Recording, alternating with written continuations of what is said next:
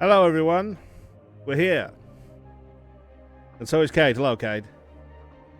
Welcome back to the channel. We are playing Dungeons & Dragons tonight, as always. And this evening we have episode 8 of Thoria, The Broken World.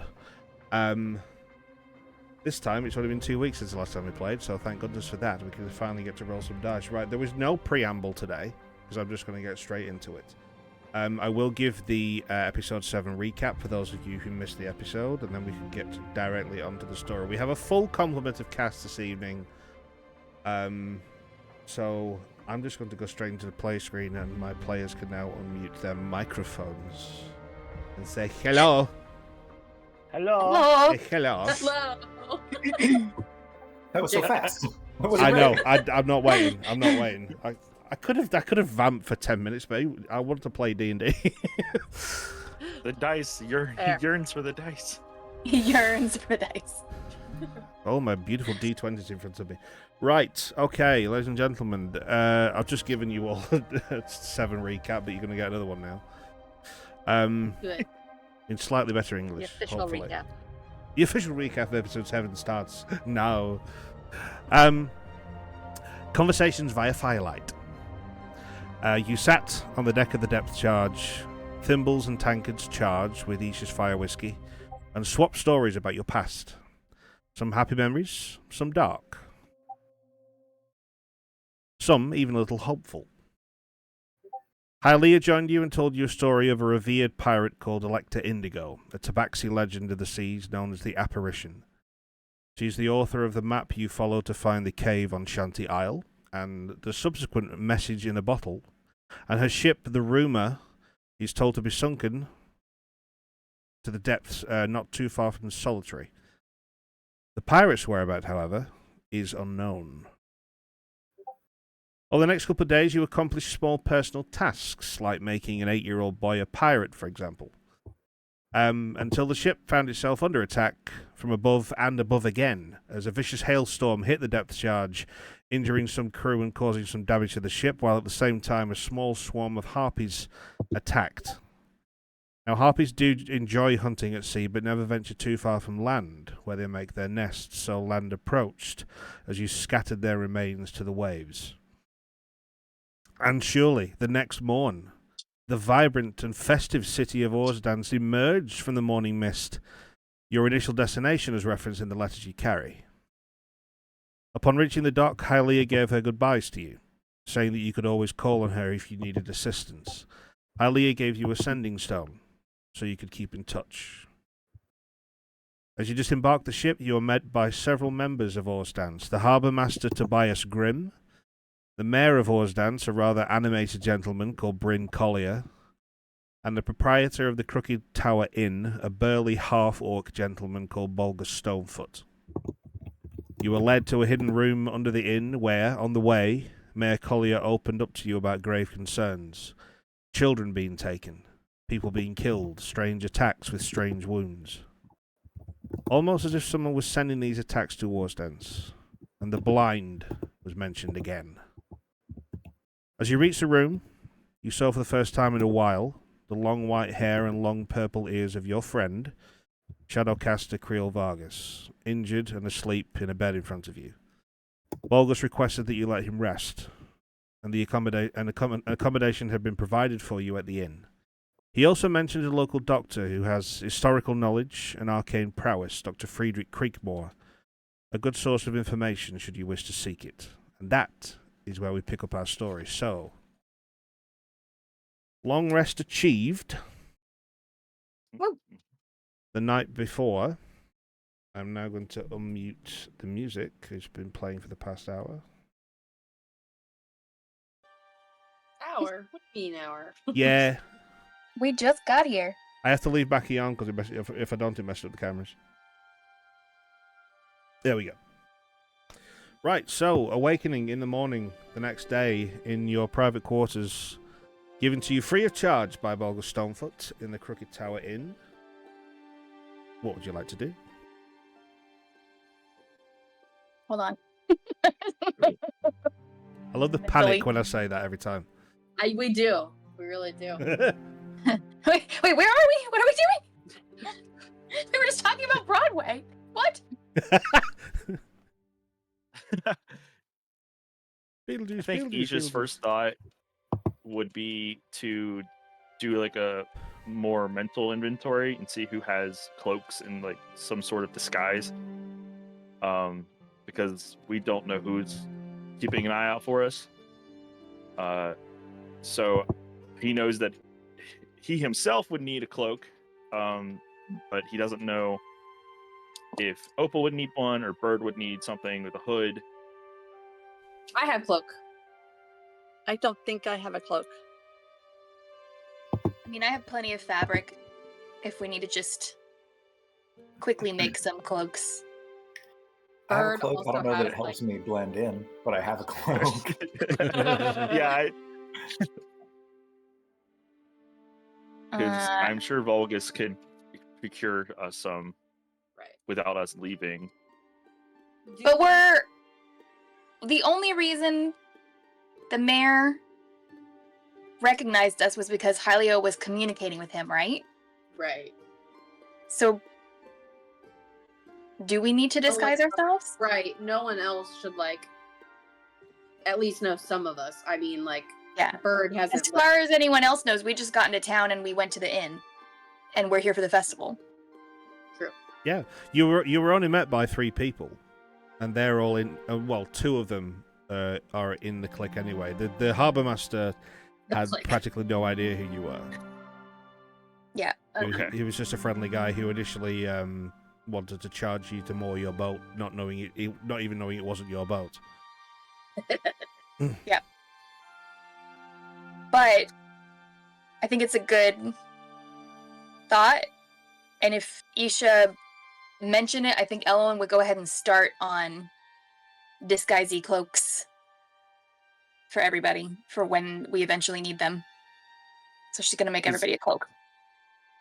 Because Isha, mentally, if we're going into a safe house and Creel's hiding underground, there's gonna be people looking. And Well, you're there's currently something sketchy. staying in that building right now. You're Yeah. above the bar, Mhm. and from where your rooms Yeah. are, you can get down to where Creel is without being seen by the clientele, because you were taken up that way before you went to bed last night. Mhm. Right. I just think in character, Isha would be more Stressed out. paranoid. Oh, and cautious to a point. Yeah. Yeah. cautious to a point that's what he's thinking about. So I guess really the 2 options is to go see this doctor or to just go wait for Creel. But I think Bird is we're finally here now. I'm not going to talk to somebody else first. I want to hear from Creel. So I think she wakes up and kind of checks in with everybody, but that's kind of her thought process. I would agree. I think especially if Tad went to bed before you all did, when you get back to go check on him, Tad is already in the room. You can say.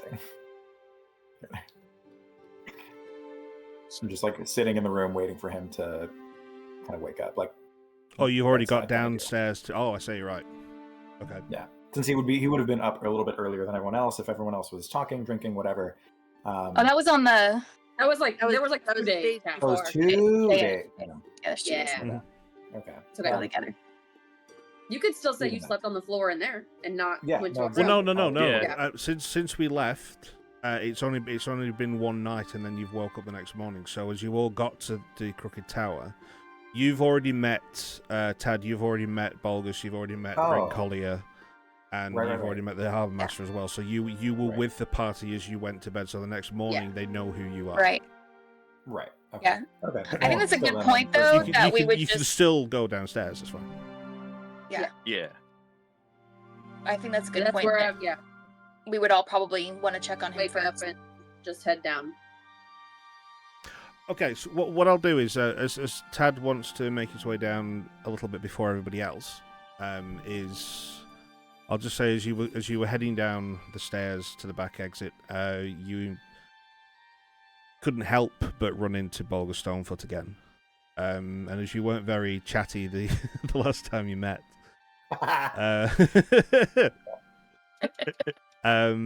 He just says, good morning. Morning. You rested? As rested as I can be. Yeah. Just really want to check in on him. Is he awake yet? Do you know? He's been stirring through the night. But yeah, he's up. He don't look good, but he's awake. Well, I'll take you down, and he leads you down the stairs into the room itself. And this is the. You went upstairs without actually seeing him for the first time last night before. So this is the first time you clapped eyes on him since you've seen him last. The rest of them just when they went in the night previous, is they just saw the white long hair and the very long purple ears just wrapped in like bedclothes facing away from them. But as you approach the room and the door opens, you can now see that he's have you guys seen the Johnny Depp Sleepy Hollow? Yes. You know when he's Yeah. like he's losing his mind and he's in bed and he's up against in the corner of the room, pulled, and the sheets are pulled up like this. He's not quite like the fear isn't there, but he's sort of like propped up into the corner of the room, if you know what I mean. Into the like the corner of the room is like his bed back. And yeah, he looks like he's taken a good kicking. There's scratches on his face. There are bruises around his neck and so on. His forearms. He's taken his they're called pauldrons or gauntlets off, and there are just like bruises down his forearms, cuts and scrapes on his fingers. There's been certain things that have to be bandaged up, and there's been obviously blood there that's now congealed. And he just flashes his eyes for a couple of seconds, and then he sees your face for the first time in a long time. Morgan. I had to guess. Your face would not be the first one I saw. I wouldn't have thought so either, but here we are, yeah.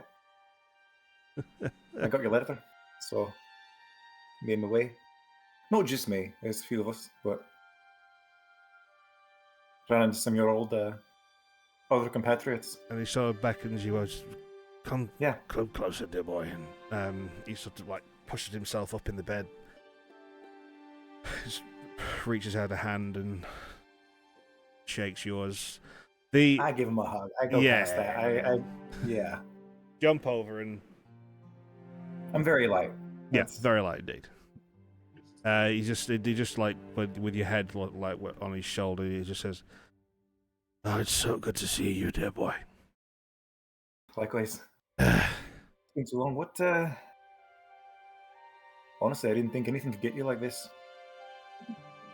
You know what? Neither did happened I. Until I came here. Who else is with you, by the way? I mean, there's sort of 4 others. Here, let me. Just so you don't have to say the same story twice. Let me go get. Also, I'm gonna change it up, just so you know. This is still where we're at with the group, so I'm gonna go get. I'll go get him.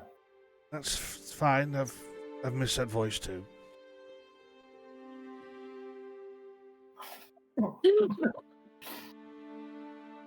Oh, and I'm like, wow, okay, wow, okay. I'm gonna go.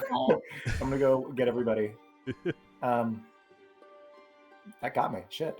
That's really sweet. Hey, he's Just go over to like kind of the rooms and like slowly. he's awake. If I run as soon as you say that. Like, Yeah, Come we down. all. Yeah. Yeah. go. be gentle. You be gentle. Just running up the stairs. Thousands of tiny footsteps just patter down the stairs.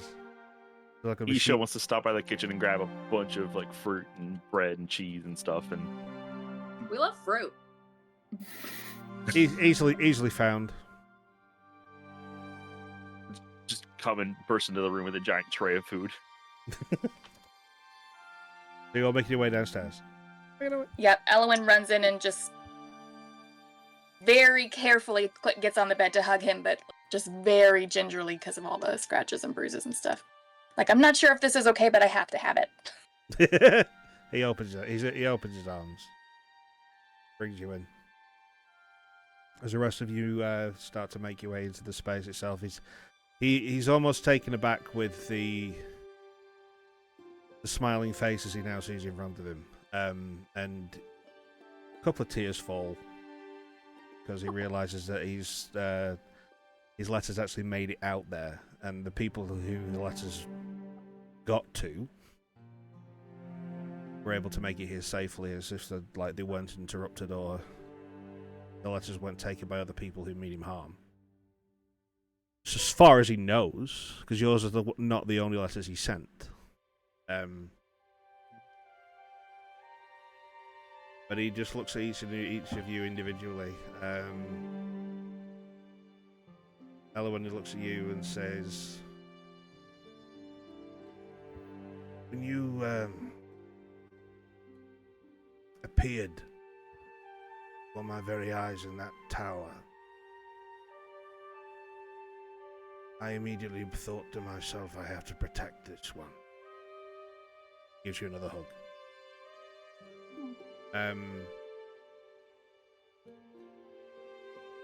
He looks at you, Bird, and just says, we didn't have a lot of time together, you and I, but I hope the time we had together was helpful, and I hope that any advice I gave you about trying to find the nation you seek has helped you. I don't know if you've managed to discover anything new. And then he looks down. He looks down just from your face slightly and sees the black stone around your neck, and he says, where did you get that?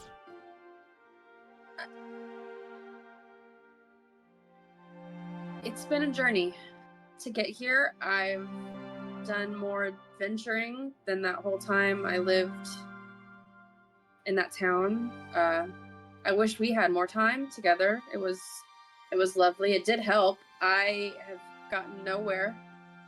I don't know what this is. He sort of stares at it for about 30, 45 seconds, and there is a look of worry on his face.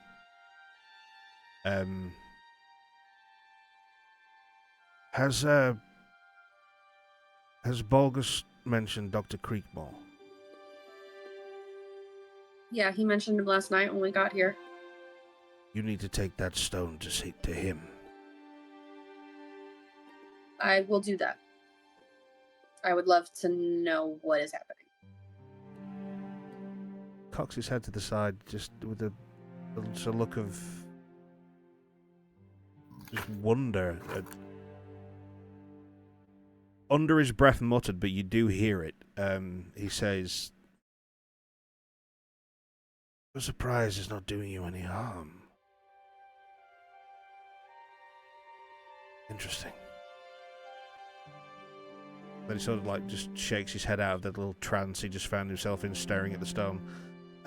He looks over at you, Opal. I'm kind of hanging back, kind of playing with my necklace. That's what he spots. He just says, granddaughter of Poppy, come here, dear. I walk over. Beckons you over. He reaches out and he just takes the poppy pendant in between his thumb and forefinger and just rubs it slightly. As he does, that very similar little red, electric crackle just comes over. I don't know, very slightly, and he sort of just lets go, just cautiously. That's new. I don't think we I didn't know that was new. Well, it didn't do that when your grandmother wore the necklace. Oh. I thought I just never had seen it happen. You are an interesting bunch. I think the good doctor's going to have a field day with you.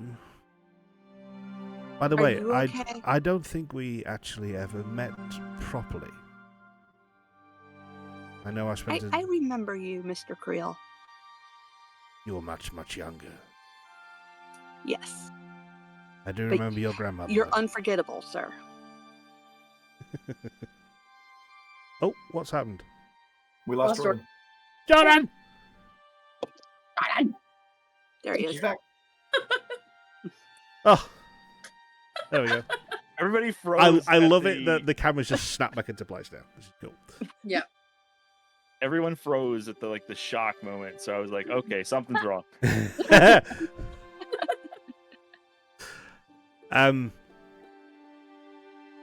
Yeah, sorry. He says, I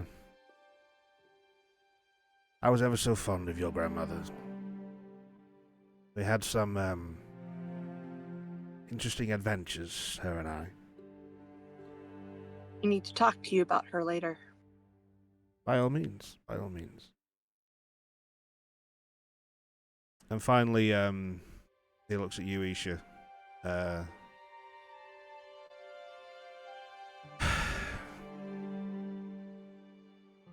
You look stronger.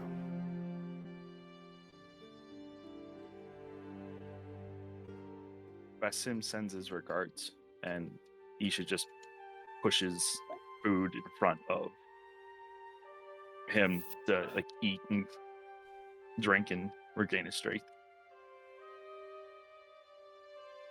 Ever the caregiver. I hope Basim treat you well.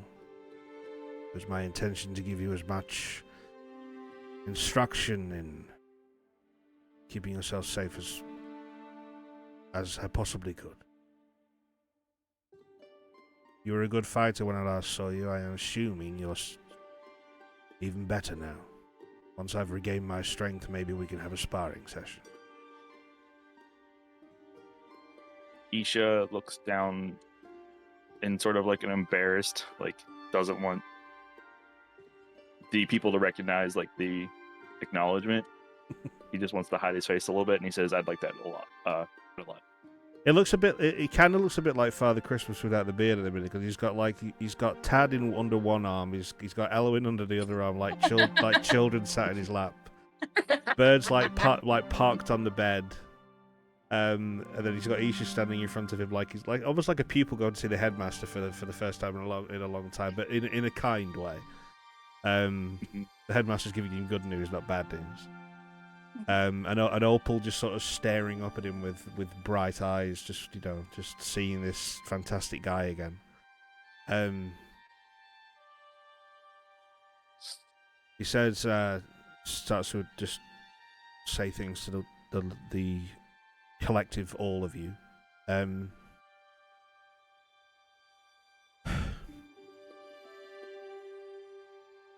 When I got to Ozdance, I was given instruction to find something.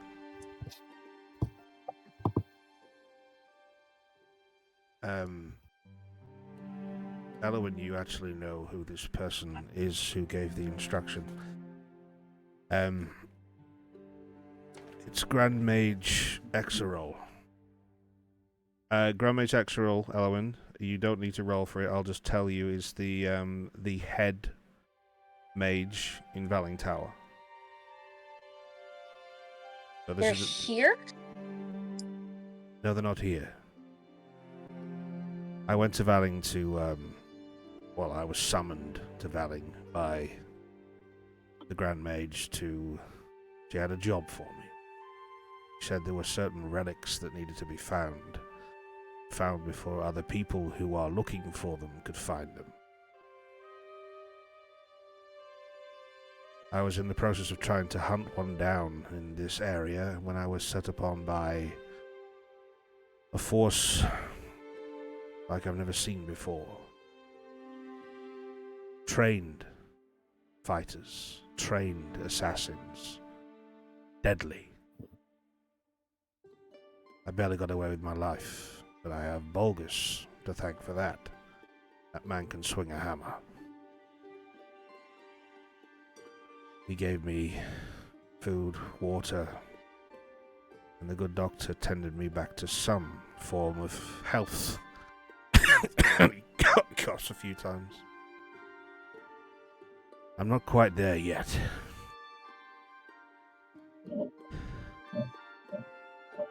The relics in question, the Grand Mage called them the Shards of Resurrection. Now, I have little knowledge of such artifacts. The person you really need to speak to is a little ways down the street.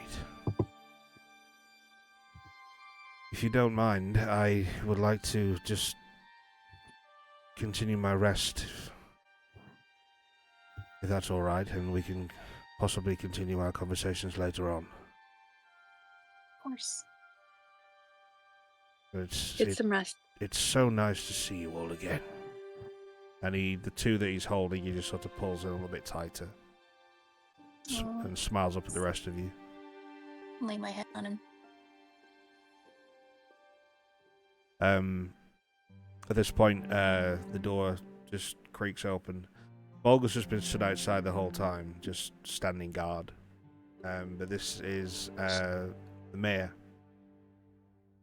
Bryn Collier just now walks in. A lot more subdued than he was the first time you met him.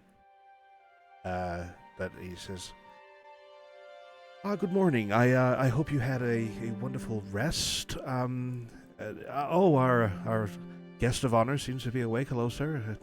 How are you feeling? And Real just goes, fine. Thank you, Bryn. Oh, no, don't mention it. I was just seeing if you needed anything or directions. I understand that you want to go and see the doctor. Is that right? Yes, please. Yes. Right. Well, it's just head up into the main tavern area. You go out and turn left, and then if you walk straight down the thoroughfare, you'll see a sign outside saying Creekmore Apothecary. You can't miss it. And it's a glorious day outside. Plus, the festival is still on, and we have, games and market things, and the fishing competition that I mentioned the other day. It's still going.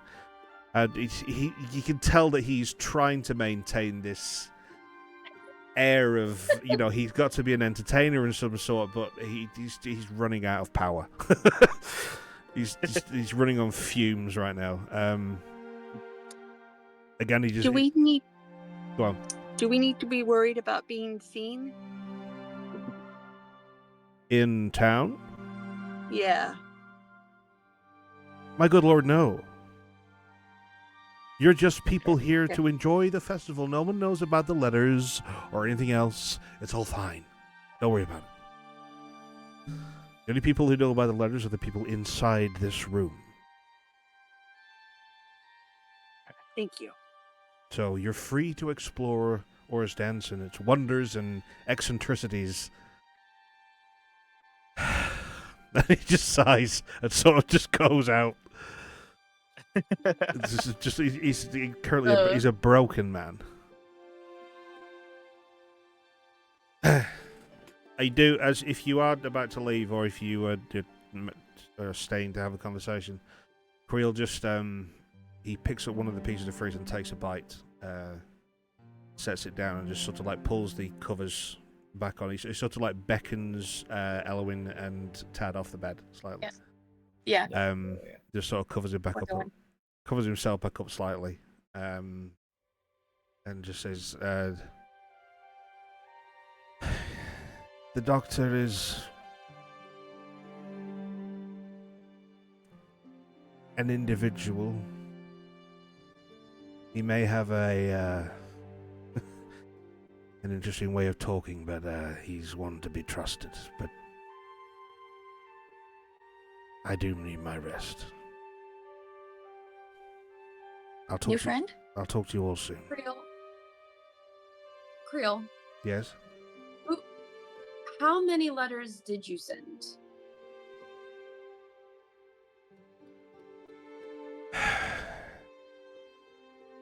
If I'm honest, I lost count. I can only assume that the other ones I sent were intercepted. I've got to say, you've all decided to put yourself in mortal peril to agree to come here and help. That sort of thanks, there simply are not words for. And trust me, when I am back to full strength, I will aid you in your quest.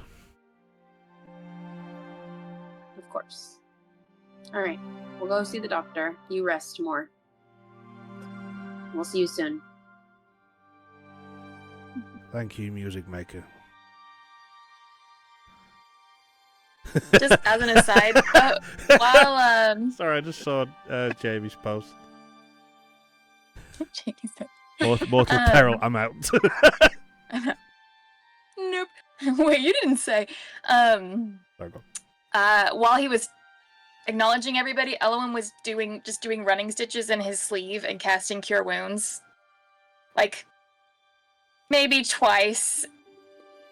Because just, like, was as much as we got through, because, you know, she wouldn't want him to, you know, he would not want her to use all of her magic for the day on him, but she was going to go and do as much as she could get away with. So he got 16 and 13.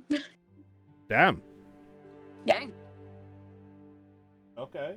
And then she would have just put the needle away and been like, okay, I'm not going to push it because he would not want her to.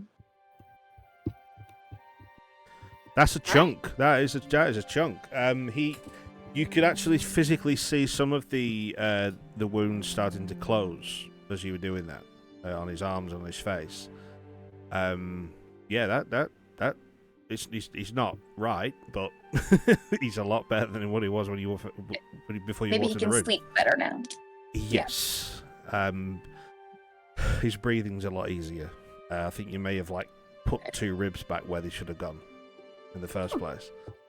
I mean, she probably sits there for a second, like, will you let me do it a third time? like seeing it working. In fact, you probably felt the ribs click back into place again when you were led on his chest. Oh no. Right, so he now. Oh no! We're dropping everything on the floor. That's alright. Okay, so he now he rolls back over again and in the similar position to where you saw him last night, and tries to get back to sleep. So Bulgus is just outside the door. What? It's okay. Okay, so while... Yeah, I'm just going to do this. As we're getting ready to go, I'm just going to say to everyone, hold just 1 second. Actually, you guys go. I'll be up in a minute. I need 10 minutes. That's okay. You guys can stay if you want. I just need a second. And I'm going to ritual cast Detect Magic in the vicinity. So it's going to take me 10 minutes, but I don't spend the spell slot, which I love. No, it's 10 minutes of just yeah. Goal just to see if there's any magics in the room that aren't focused on us or on him, but if there's an eye of scrying or any kind of divination, something happening, just to make sure the room is safe, secure, and ain't no shenanigans happening. Bug check.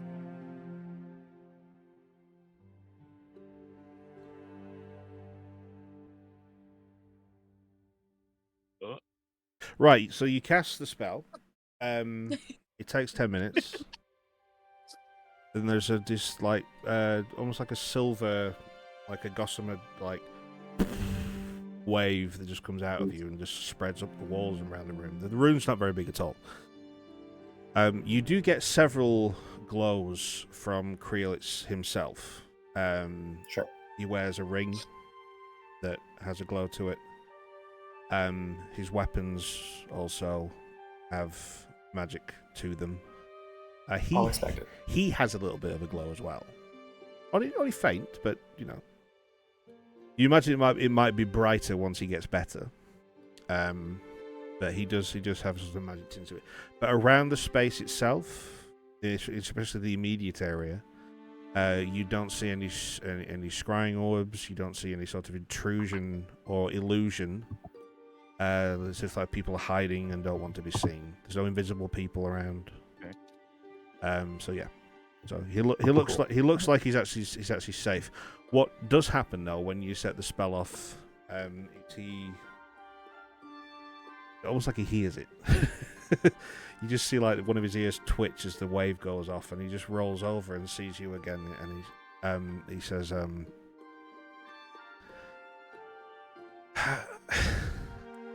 actually glad you stayed. I forgot to tell you something. There's a Is anyone guild." else in the room?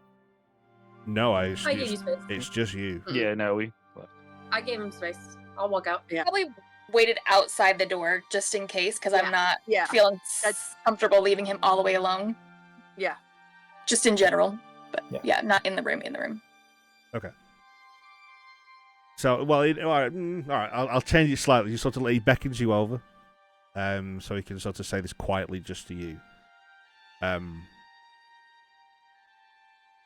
There's a guild in town, and they can be trusted. Look for the signs. In fact, he says this in thieves' cant, so the other people can't recognize what's going on. Check the stonework, check the walls. You'll find them. They can help. Alright. I'll keep it in mind. One more hug. One more quick one. And that's it. And then I'm gonna Oh, come on. this. Can I say I missed you? Alright. Missed you too. And there's a look of like a proud father as you walk out of the room. Before he curls back over and goes back to, or tries to go back to sleep. As you pass Bulgus, who's still stood outside the door, he just looks down at you and he said, take your time, I'm staying here. There's not going to be any time when he's not under guard, so... Is he giving me anything ping-wise? Because it's concentration for 10 minutes. No. For detect magic. He is just a burly half-orc gentleman who likes to pull pints for his clientele. Word. Okay. Yeah, he's just a big, strong son of a bitch. But he's really, really nice with it. Nice. So, do you go and join your compatriots? Yeah, totally. As you head up the In stairs. that free Sorry, go. in that free moment when we were waiting on Tad, Bonnie comes down from the room and joins me and hands me the note that she had gotten from Isha. Right, okay. So she's got a minute. She's gonna open it up and read it. And he was asking about the patron and if that is something that I wanted or consented to, and if there's anything they could do to help. So I'm going to write back. I can't say much. She says she saved me. I have a job to do, but it did not come with instructions. And fold it up and give it back to Bonnie. Bonnie takes it. And just flies off. Okay. Isha, whereabouts are you right now? Isha would probably be in his room, just collecting things and making sure he's like stocked up for the day. Like he has his sword on him, everything that he would possibly need going to out in the town. The doors just open a crack, as you're getting yourself ready, and you just hear the very familiar noise of Bonnie just fly in. She lands on the bed next to you, and just arm out, just hands you a piece of paper, and she says, "From your friend. Please read." Isha will gently take the note, and then he'll put his one index finger out as like a way to high five Bonnie. Cute. Bonnie sort of looks at it for about 2 minutes, wondering what the hell you want. Just looking round it as if to say, like, "It's your finger. Can I have it?" Isha will do like a little tap. And like, no, it's a high five, and he's trying to teach Bonnie how to high five. Make a persuasion check. Okay. Yeah, we don't have those where we come from. Bonnie Persuasion definitely check. doesn't. Oh, thank God. A 19. 19. So you take Bonnie's incredibly tiny little hand and just like bump it up against the finger, to which she does this and then jumps back a couple of steps, and then inches forward, and does it again and again and again and again, and then both, and she just starts slapping you for your finger. This is fun. Fun fact I learned about high fives recently: they were invented in 1977. Seems Really? way too recent. What? It's way Yeah. too recent. Yeah, I'm older than high Well, fives. We'll Yeah. get back to it was a Continue. Let's thing with the just not. Dodgers. And yeah, Let's I'm not. just not No. address that. But- or acknowledge that Now at I want to all. know too. What do people do in the Fey realm if you don't high five? What's your? it's fun. Always. You would. They rub noses like Eskimos. Oh, that's cute though. That's cute. Like in a time travel maybe, I don't know. universe, you wouldn't want to high five anyone. Yeah, that's wild. We broke everything. Now we high 77. five. Ridiculous. Anyway, Isha will stuff the note in his breast pocket, and then he'll save that for later, possibly before bed. Okay. So so cute. with all that done, Bonnie makes her way back to you, Bird, and she goes wherever she likes to be kept. As you make your way from your rooms down back to the back stairs, behind the Crooked Tower, to the storeroom where you were first brought in, and you see the door in front of you. The door opens, and the two guards that were posted outside last night are still there. It may have changed, but they're still loyal guards. And you open it out into Horse Dance itself. The instructions were if you came out into the main thoroughfare at the front of the establishment, turn left, you would be able to find your way to the apothecary.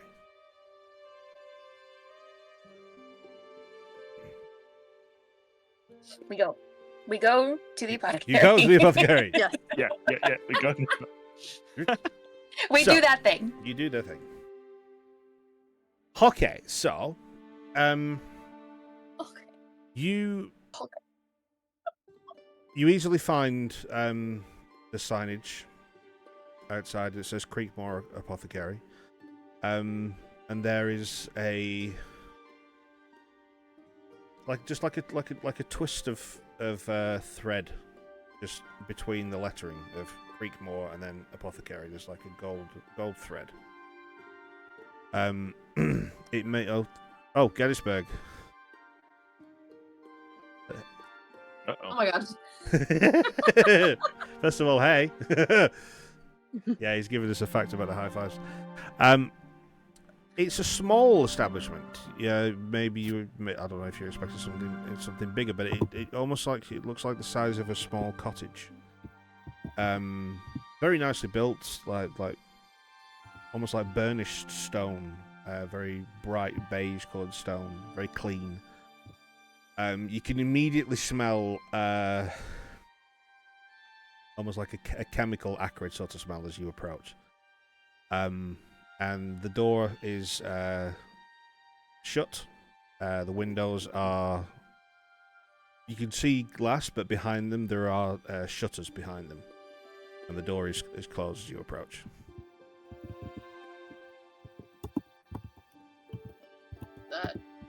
Bird will walk up and knock.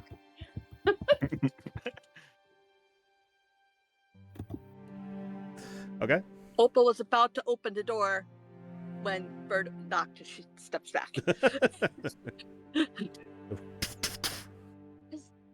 You wait for about 5-10 seconds until you finally hear a yes. Is the doctor in? Of course I am.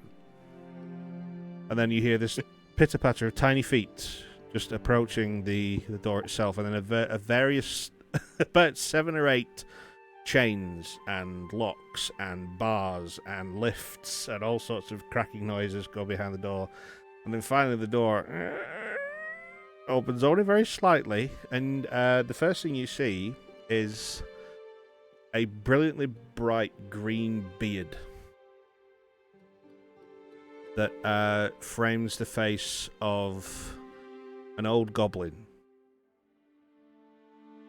He has glasses on. His bright yellow eyes are shining out from behind the glasses. Long green ears that come out to the sides. Yeah. And he's wearing like a little like brown suit. And I can show you the guy now because I got the art. This is who that was. Art. There he is. Goblin doctor. So this Nice. little dude is stood in front of you at the doorway, and so he looks up at you. He's like his jagged teeth sticking out from his overbite at the bottom of his bottom lip, and said, "So who are you?" We came from the basement of the Crooked Tower to see you. His eyes immediately widen. The door opens, and he's... Please come inside. Thank you. He almost grabs you and shoves you through the doorway, and Nailed it. shuts the door behind you, and then all 7 and 8 locks and bars and things go back behind the door as he turns around and sort of holds the door with his hands, and he says, "Were you followed? No. Anyone see Were you? you followed? Are you sure?" No. If I think about it, were we followed?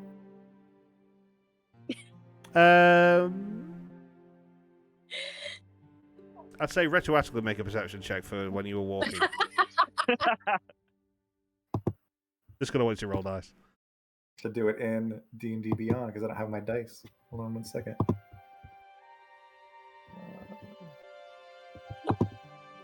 Come on. Ow, 9. As far as you know, no.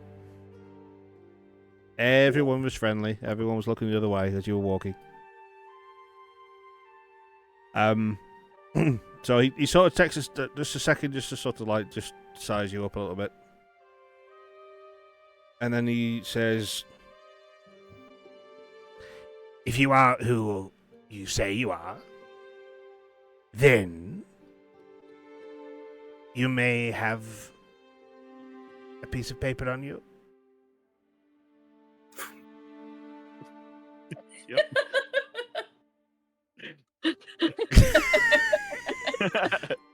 Please someone clip that. That was funny as fuck.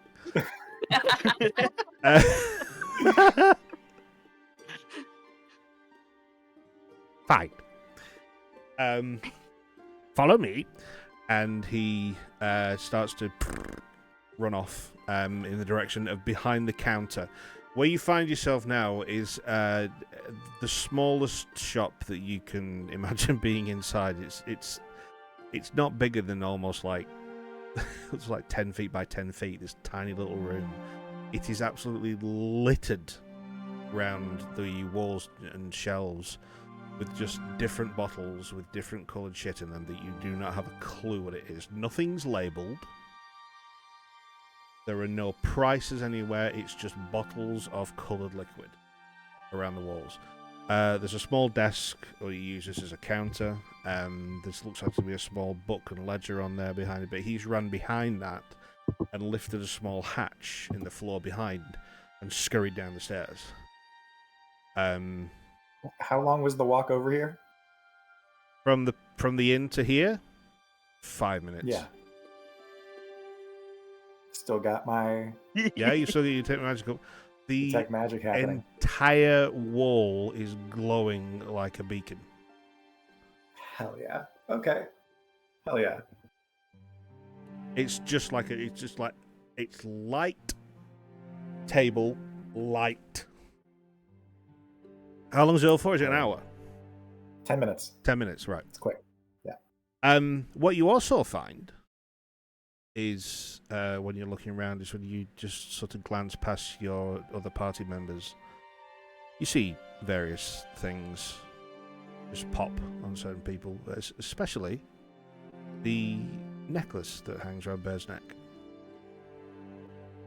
Has a glow to it. What class of magic is it? Or what, not class, what's the word? What school of magic is it? School, thank you. It's apartment. Yeah. Department. Genre. Which What department of branch music are we is this? in? Oh, which flavor of magic? Yeah. I have to look this up now. Uh-oh. We keep talking about this stone. I don't like it. I'm going to guess abjuration, but I hope I'm right.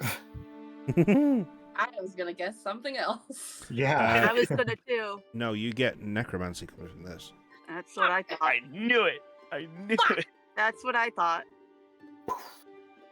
Jacob. Jacob wants it. He wants the necklace. I Okay. need to talk. Cool. You see, because like, I'm assuming like as we were walking through, I wasn't paying much attention. I was kind of looking around, enjoying the day, and then I'm like looking, wow, this is incredible. And then I quickly, Yeah. That brief glance past was, oh, this is, oh shit, oh my god. yeah. Mhm. Yeah, there was. And to be Yeah, fair, don't do that. You saw like just like a purple emanation just coming off it. It has actually glowed green on several occasions, which was actually visual to the people looking at it. But you, with detect magic, can now see that within it there is like a purple glow. Would I have seen his reaction? It depends if he was I was trying to gonna say, it's if he very was trying to awkward for hide the it or other not. three. I'd say roll. Even though you've got a 20, I'd say roll perception, and Roll Jacob, perception. if you want to roll either deception or something, if you want to keep it to yourself. Yeah, I'm gonna keep it cool. I'm gonna keep my cool. No, I didn't see it. I didn't see shit. You don't know that. Oh yeah, no, you do know that. Yeah, 17. What did you roll, Emily? I didn't see shit. You didn't see 2. shit? No, you didn't see shit. No. Cold My Blood modifier's Desert. not that high. We're level 3. everybody's just watching Tad stare at Bird's chest right now.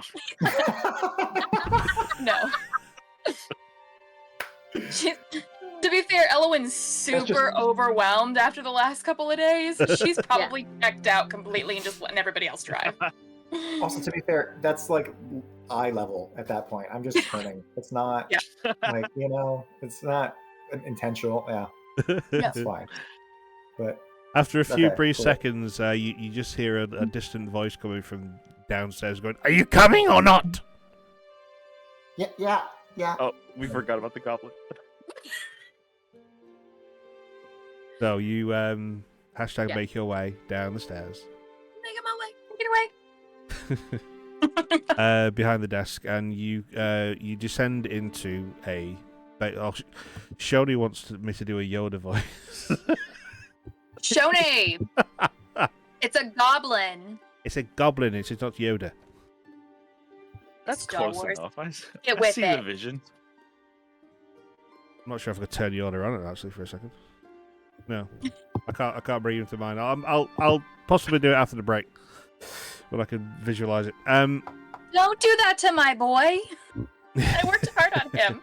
He's fantastic. He's perfect. It's I amazing. didn't know what he was for. I'm screaming inside. When you first said Well, this is green it because beard, though, because pictured, I asked you to do the A art for some of the gnome. characters. I don't want to give you any inclination as to when you're going to meet them. Otherwise, it's a spoiler.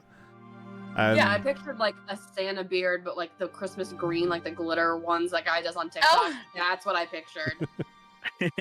I spent the last 2 weeks thinking a doctor of the arcane. It's an elf or something. Like, no, it's my old, Nope.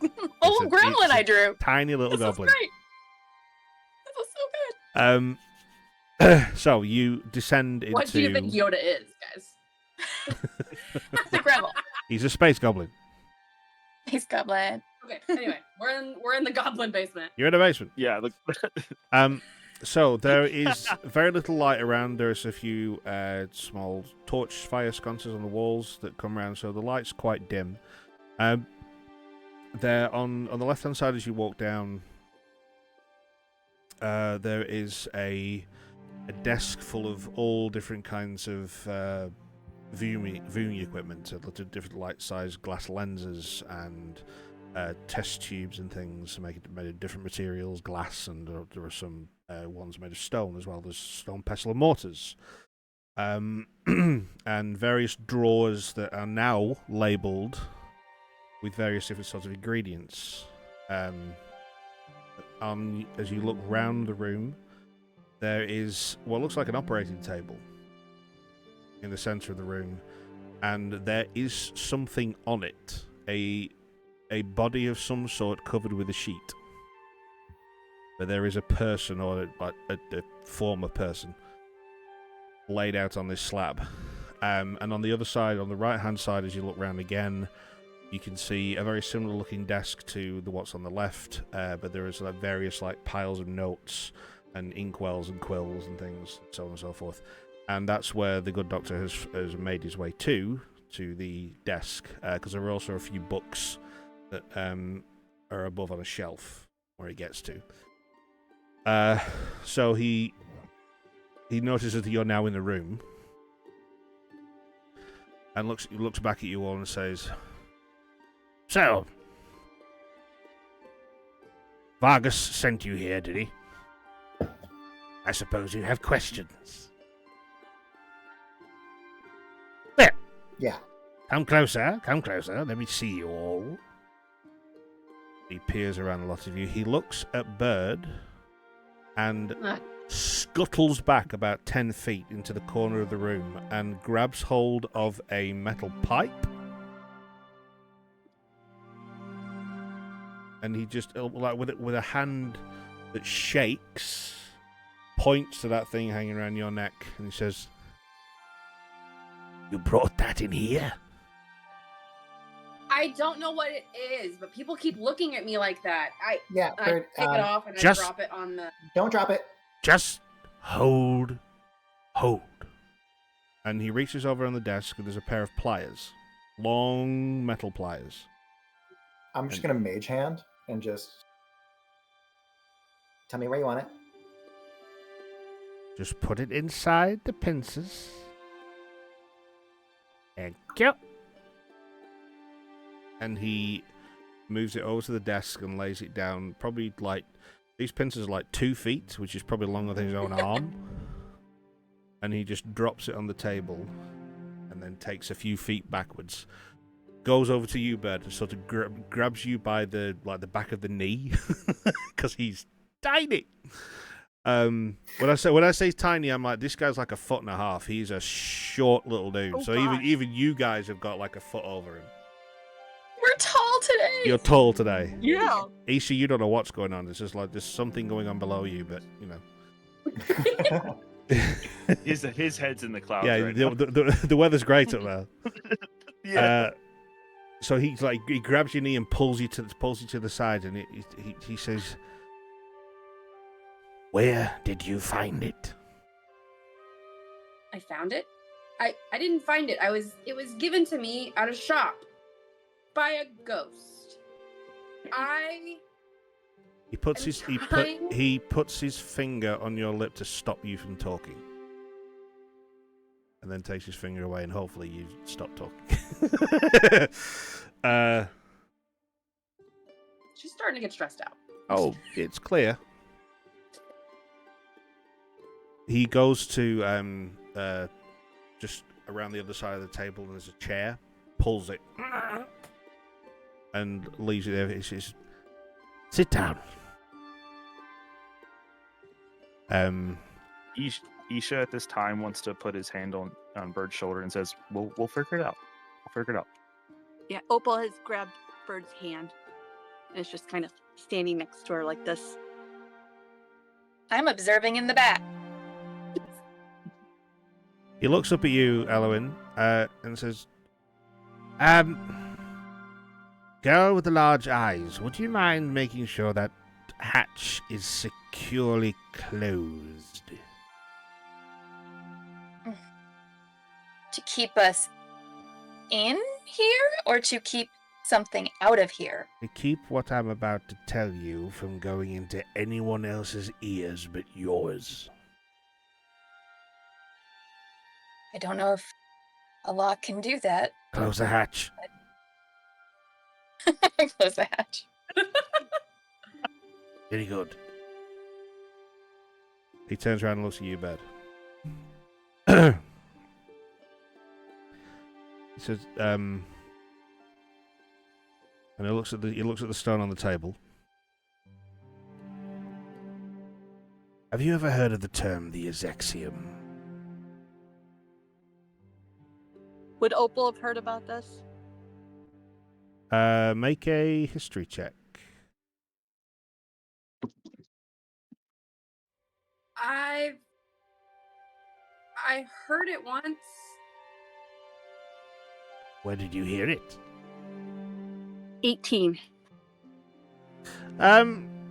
Yeah, you would have an inkling, but I believe you were present when this was said to you recently. In the Dryad shop? When Eloin was taken behind that wall of stone, and then the Dryad, Axia, she looked at the necklace around Bird's neck, said the words, and then the shop disappeared. Yeah? The sexy yeah. The sexy Yeah. Jacob's face. I've heard it once. I don't know how Mount Mercer feels about it. He can't say a word without people taking the piss out of it. I love it. The sexy I'm going to change it to that. That's what I wrote it down as in my notes. All the laws gone. Yeah, it's all our notes. All new law from now on.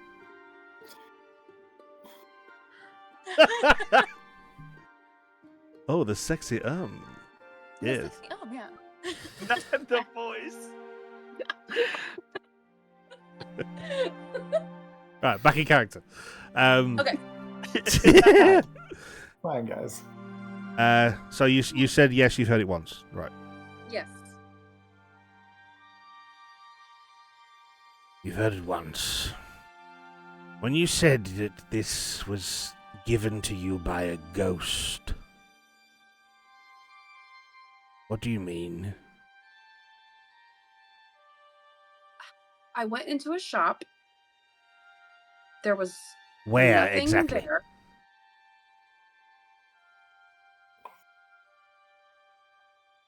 West Point. West Point. West Point. What was the shop Yes. called? It was called the Parlor of Many Things, and I went in to peruse the things, but there were no things. And what did you see? Like a ghost with there was writing on the wall. Was the stone there when you saw the ghost? No. The stone appeared and the ghost disappeared. So the stone appeared and then you didn't see the ghost anymore. Right. Yeah, at the same time. Yes. Everyone gather round. I have some things to tell you. It's clearly you don't know. This stone is a vessel. It was once known as a phantom stone. It's one of a collection of 11 stones of its type that are called the Exexium. They are magic-infused gems created from the amalgamation of ancient elemental titan and chaotic arcana exploding from the planet's core during the War of Ages. After the meteor storm Phagon called down, the battle still raged on. Iria blasted the Titan into the planet's core in order to take out Chiron's generals. The resulting blast made thousands of shards fall into the planet's superheated core, as well as all the arcana from all the schools of magic that were being cast above. The result was a fusion of magic and raw element. It caused the formation of coloured crystals that were superheated under immense pressure and catapulted into the stratosphere, sending them all over the planet. Some were blasted deep within Thoria's crust. A heavy concentration was in the sand sea of Ashmar, which is where the battle took place. They formed into precious gems, 11 types in total. Some are more common than others. These stones are raw and untreated, and the magic they contain would surely be untamed. Now yours, my dear. The Onyx Blackstone. This one is called Chiron's Gem, the Phantom Stone. It contains within it a soul. I wager the woman you saw in that shop now resides within that stone.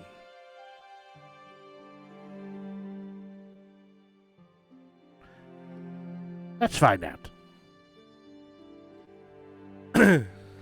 He goes over to the other side of the room and he takes, he opens one of the small drawers and takes out a small burlap sack. It's just it's small. It looks small in his hand, so it's a tiny little sack. Closes the drawer, runs back over. He reaches his clawed hand inside the sack and he pulls out this. It almost looks like glitter, almost. And again, at arm's length, he just sprinkles it over the stone itself, and the stone begins to glow.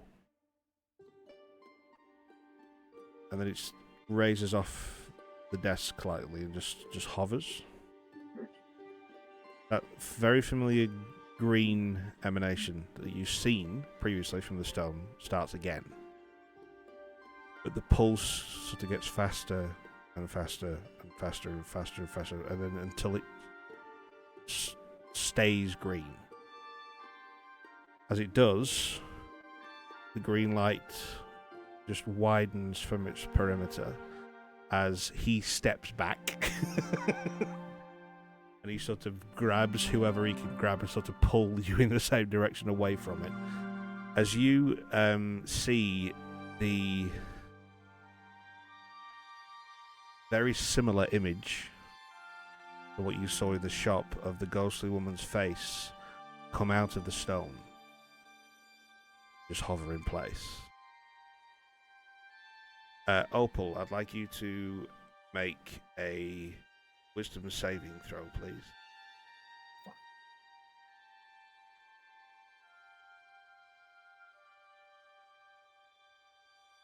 $13. 13. 13. As soon as this face is out of that stone, You shiver as you instantly recognize that person.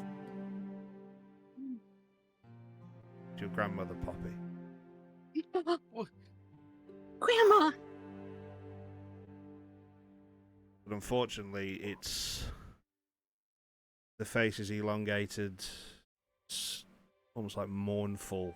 Their eyes are sunk into the back of the head. There's just black orbs. The face looks in pain, and then after a few seconds, the image diminishes and the green light starts to fade, and the stone becomes relatively inert and drops back onto. Opal tries to go for the stone. You tried to go for the stone. Yeah. Make a dexterity saving throw. And I can test that. Yeah, all of us are like, I'm in the back. I'm not going for shit. Well, are you trying to stop her A from? non-natural 20 for dexterity. You got what? Non-natural 20. A dirty 20. A dirty 20. That beats the check. Isha, and Tad, you were going to try and like pull her back, were you? Yeah. She manages to leap out the way as you see a purple blast just go off near you but completely miss you. It slams into the walls and some of the glass bottles start to rattle. Yeah, that would have hurt if it would have hit you. The goblin now runs in front of you, Opal, and pulls you away to the side even further. And he says, "Do not touch that stone." But that was my grandma. That was Grandma Poppy. That was your grandmother? That was her face. Oh dear. Is she okay? Do we need to help her? She's not okay. Can we help her? You? No. There might be... And then he stops talking and he looks down and he sees the necklace hanging around your neck. And the necklace is now charging with red charge coming off the poppy. He clicks his fingers and his eyes go white for a second. He looks at it and then his eyes come back to the usual bright yellow. I want to help my grandma. That necklace was once your grandmother's, yes? Yes. My dear, you have a curse on that necklace.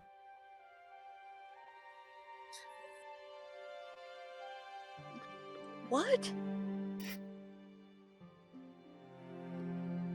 You've been carrying around an Azexium stone fully loaded with a soul and a cursed necklace, and you're still alive.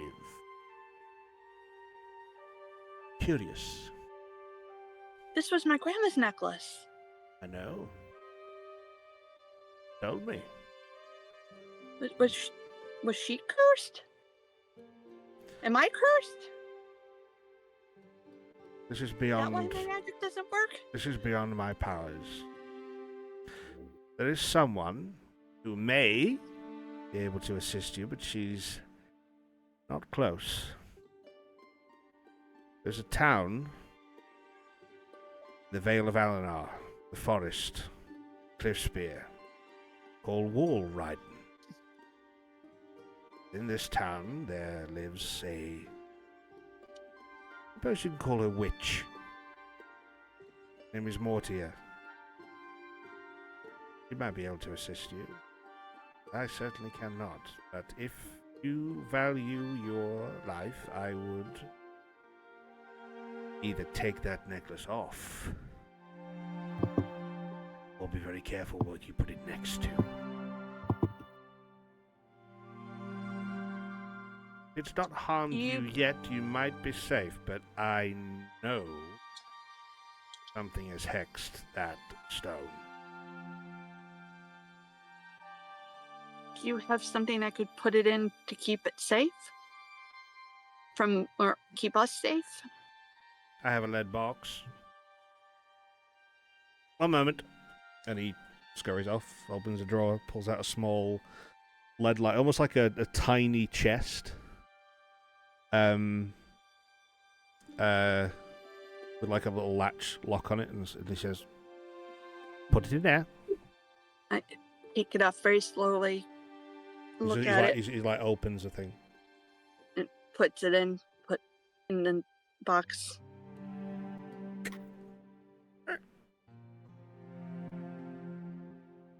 Put it somewhere where no one can find it.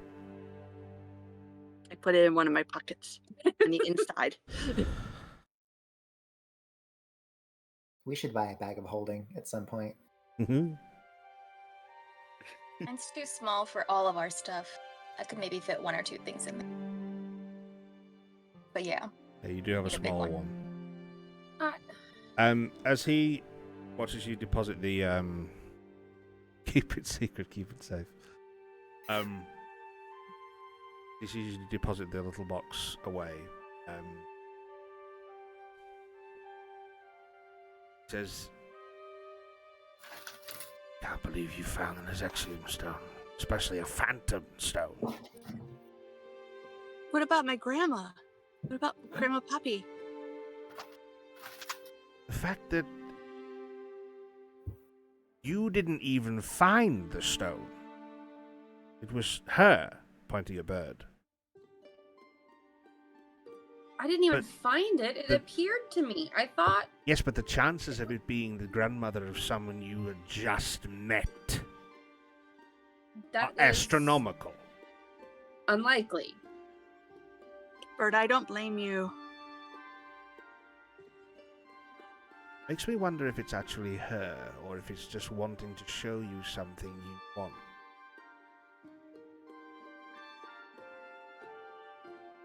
I don't have the means to figure that out.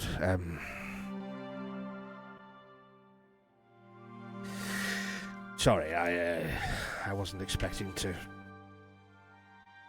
come across that level of dark magic on the first meeting. What am I supposed to do with it? Well, the mere fact you have it around your neck and it hasn't harmed you yet stands you in good stead. I just wouldn't try investigating it further until you can get to somewhere or someone who knows what to do with it. My Do suggestion... you have another box? No. Can we put it in the same box? As the necklace? You remember me having a conversation not 2 minutes ago of you valuing your life? Yeah. Good. The rest of you never let her put that necklace anywhere near that stone, correct? Marvelous. Moving on.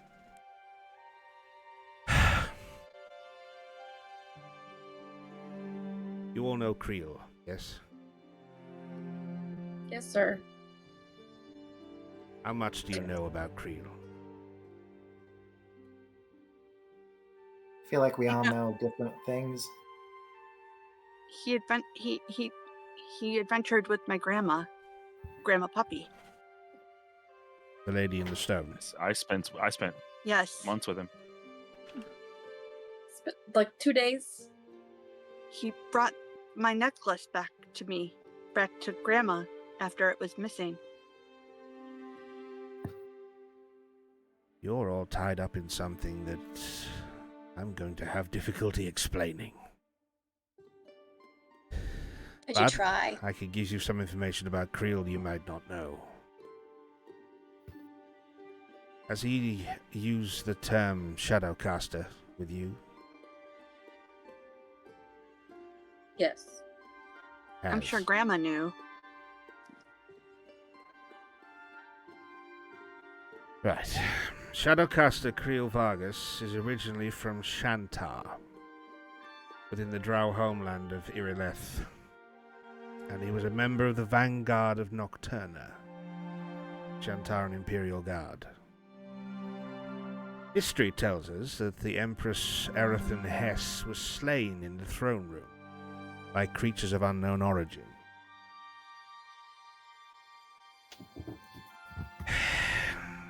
Creel failed his vow to protect her, and with others of his kin, he was banished from his homeland and given the shackled title of Shadow Caster, one to forever walk in the darkness of their sin. He fled Irileth and roamed the land, keeping to the shadows and utilizing his skills for theft of riches and secrets. He joined and betrayed many guilds around the land, wanting to erase a memory of himself, no ties, no evidence. It is true that he is guilty of many, many crimes. But because of who he is, he's never been arrested or found. Till now. By the time you met him, he was a roaming nomad. No home, no family.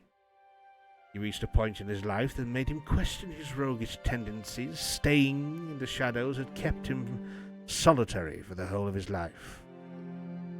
He shunned relationships, friendships, and ties for fear of gaining attachments and losing them. And also, there was a trail directly to him. However, he wanted to help. He attended a temple of Avandra, Talod Kith, found a tether to enact change in his life. He altered his destiny to be a beacon of aid to those who needed it.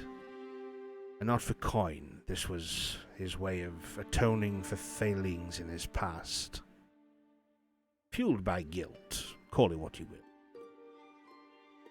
With the help of his faith in Avandra, he became a selfless paragon of his deity and offered aid wherever he could. Most people believe Shadowcaster is a important, benighted title. And actually, it's quite the opposite. He was given the title of Shadowcaster because he failed in his task. He came to me, a broken man, charged by the mages of Valing to find relics. One, apparently, quite close to where we are. He called them the Shards of Resurrection. It's taken me a long time to find out what these shards were, but I finally found the tome, and he reaches up and grabs a book and pulls it down. Frantically flicks to more or less the middle. Finds the information. You're familiar with Elena, the god of nature, yes?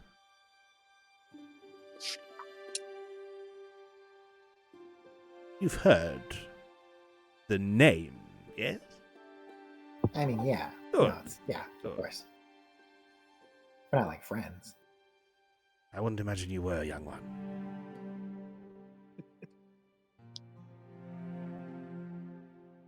Elena had a weapon during the war. It was called Illuminar, the Soul Guard. A powerful javelin.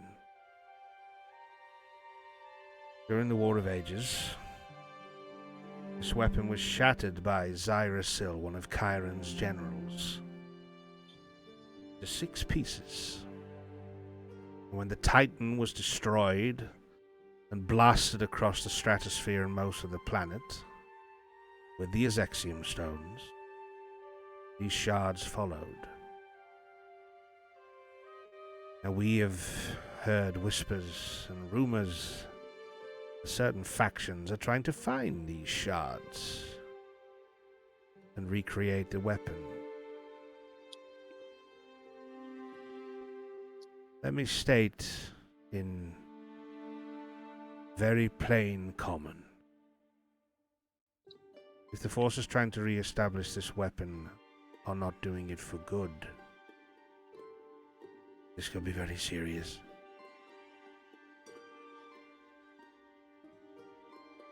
One of these shards said to be located close to us in Orsdance. Yet we have been unable to find it. You could try and get to it before the rest.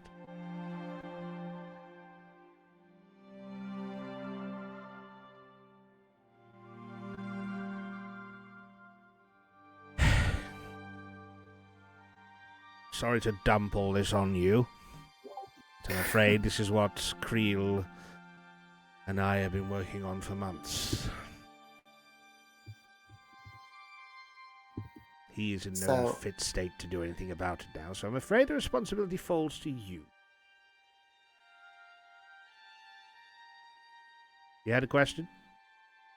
No, just I guess clarification. Not even clarification, just confirming a summary.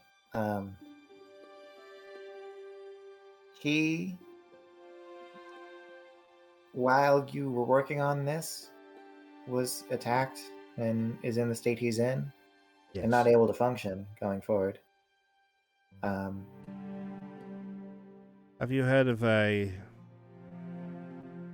new band of brigands? They call themselves the Blind.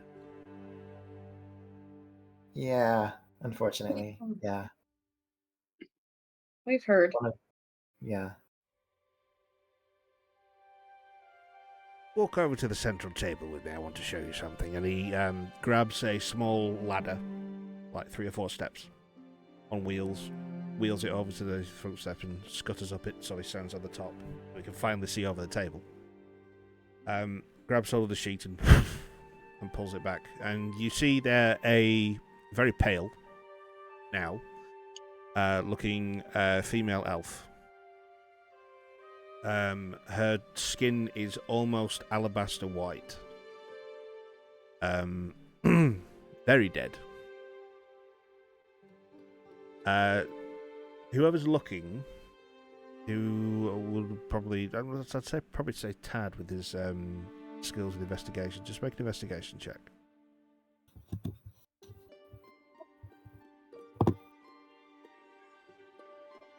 17. You notice on the sheet, various parts of her have been covered for modesty reasons. But there is a wound on the left leg on the inner thigh. There's also a wound on the center of her chest and on the right side of her neck.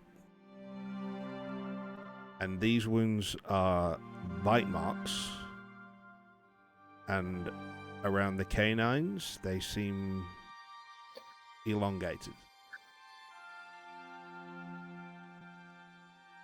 Can I roll so that Tad knows what's going on?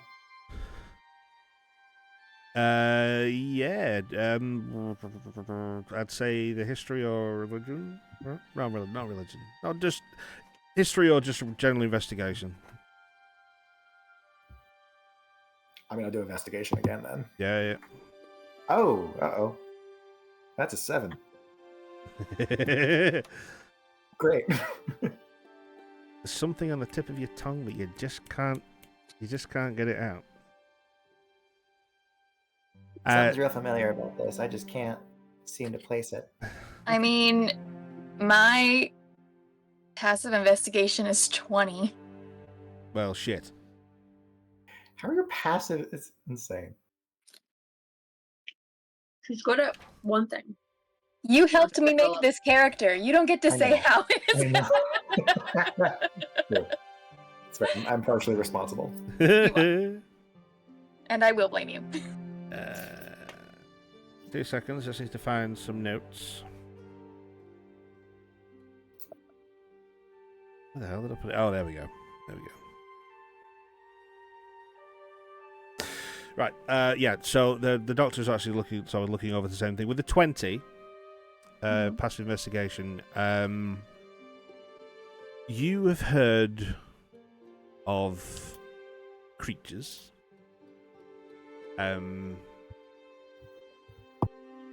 who attack their victims via bite. They also are known to drain the blood of the victims as well. Mm-hmm. They are called the Trocan. Trocan? Trocan.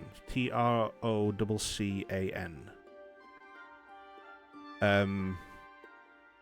You actually say that word just whispered slightly under your breath as you're next to Dr. Creekborn, and he just looks directly at you and says,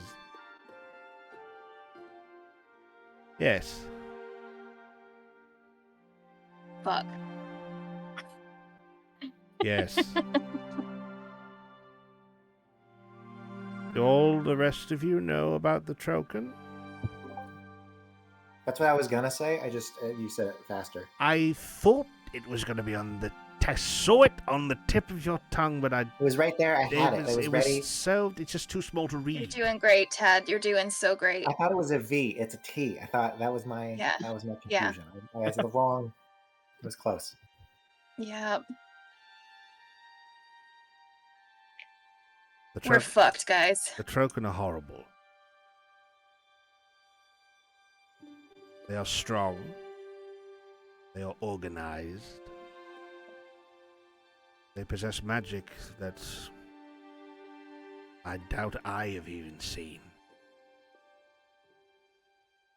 They can turn to mist, control the beasts of the earth.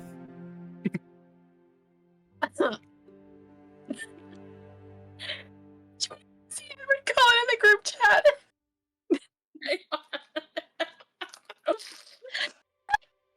Jordan's taking all the weight out of this. He's sending Twilight gifts. It's fine. It's not the moment.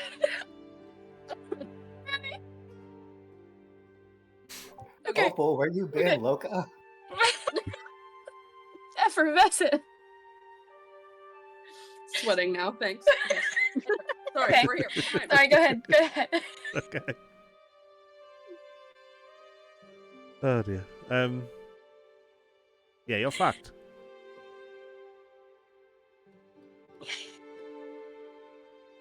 But I believe in you. We just met you. Barely know us, and we don't know anything, apparently. Yes, but I'm a tremendous judge of character. And I have a feeling about you. Possibly not you, who wanted to put that fucking necklace next to that stone. Hey, don't come after Opal. She's had a long day. She's had a long day. Yeah. It's I've had a 9 in long the morning. 6 months. I'm trying to assist. Okay.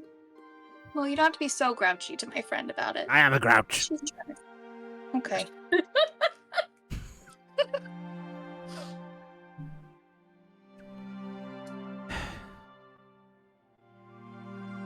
You need to pick up where he left off. The shards of resurrection are out there, and if they find them and recreate that weapon, we're done. There's also now Azexium stones in play, with souls. This is very You serious. said souls. You said plural that time.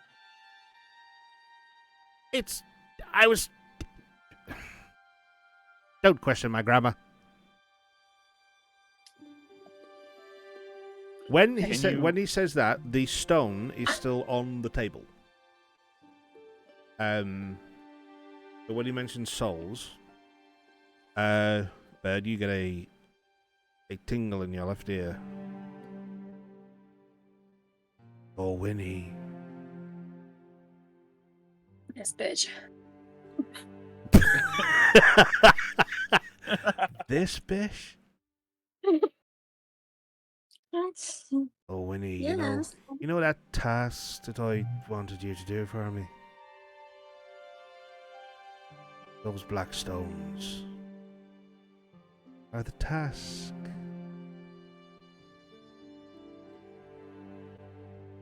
I need 3.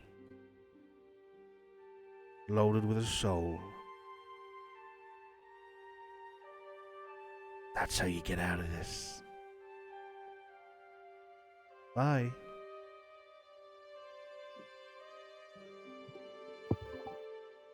Do I clock that or no? Do I hear this? That was only in Baird's No. head. Just there have been times when, yeah. Oh no, yeah. Whenever that happens, I'll say that, you all hear, but this was just whispered into Baird's, well, in their ear because it came from inside her head.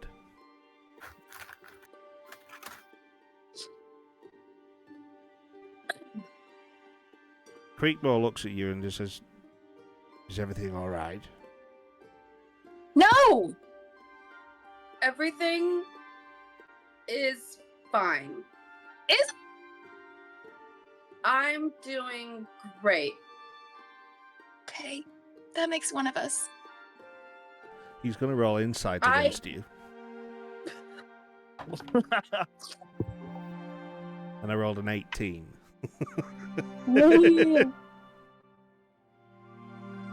Nat 20. Oh! God. With a +5 to deception. Oh my god. He's Now? fine. Take that, little goblin man. Take that. Now? Fine. Fucking He's fine. warlocks. Well, if you say Vampires! Warlocks! well, if you say everything's fine, everything's fine. I'm great. He clicks his fingers, and that familiar white covers his eyes for about 5 seconds, and clicks it again, and it disappears. He says, "Yes, you're fine. Sure, that person standing behind you with the green glow is fine too." What? She's also great. I'm great. She just spoke to you, didn't she? I What did she say? can't tell you. Why not? People will get hurt. In this room? Definitely. Then don't tell me. It's already happened once. But don't lie can't when I ask talk you about are it. you okay. I'm fine. Maybe we can figure out a way to talk later. Okay.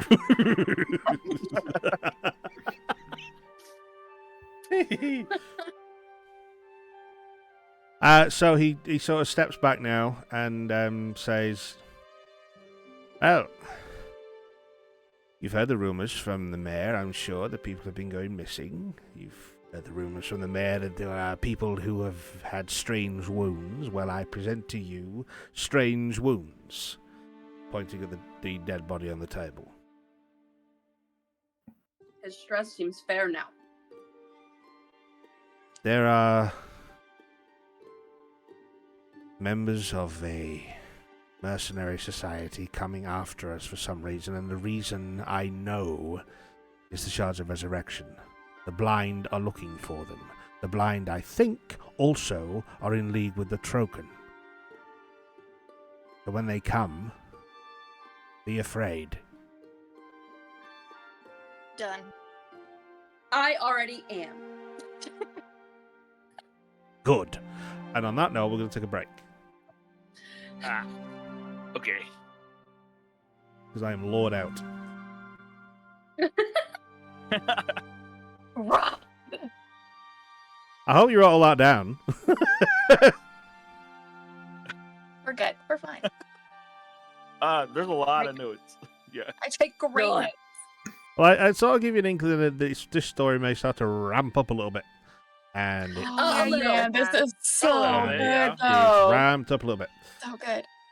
Right, so do you want Grandma, 5 or 10 friend. minutes? It's okay. It's okay. Everything's, Five minutes is everything's, fine. everything's fine. It's fine. I need to find a spell where I can talk real fast. Real quick. A Real robot. fast. Everything's fine. Right, do you guys need 5 or 10 Can you minutes? sign? Can you Okay. write? Let's do. I'm good with 5. Do we want 10? I'm good with Is 5. there any Fine. 10? Actually, It's not like a hard still 5. I cool. mean, it's an easy 5. It's like 5, 7, whatever. I'll Yeah. I'll probably be the last one back anyway. So take your time, have a chill, and we'll come back and we'll carry on this story. See you soon.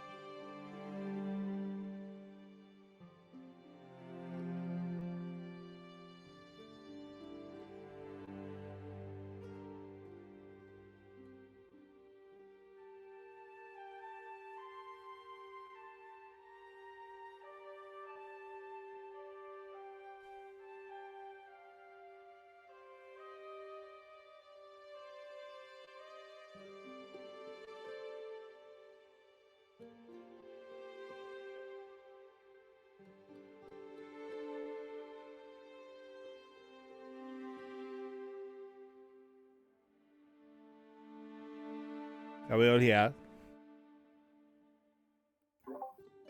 Hello. No, I'm not here. It's fine. We made it. Hello. I had to get my comfort sweater. Your covers. Not the sweater. Am I making you uncomfortable? No, Sweater. not uncomfortable, just stressed. We're fine. It's okay, we got Twilight gifts.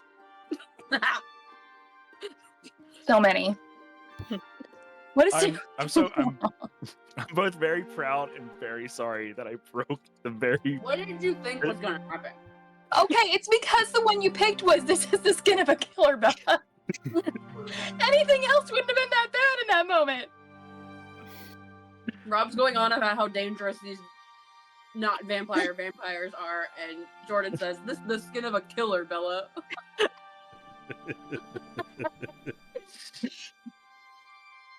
And it wasn't gonna be too bad, but then We just Shelby broke. Yeah, Shelby broke and it just cascaded. It's fine. I was oblivious to the break till about 30 seconds in, and I'm like, something's happened.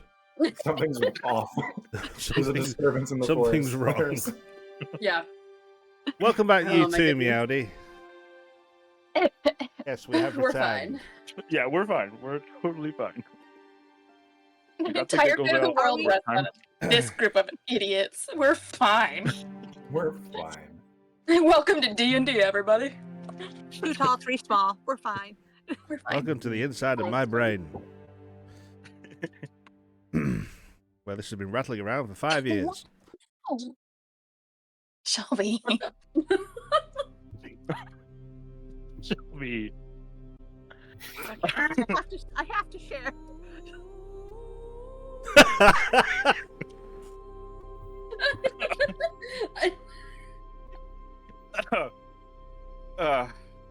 We gotta be sad. We have to be The whole sad and YouTube scared. video where Moving it was on. just that the whole movie.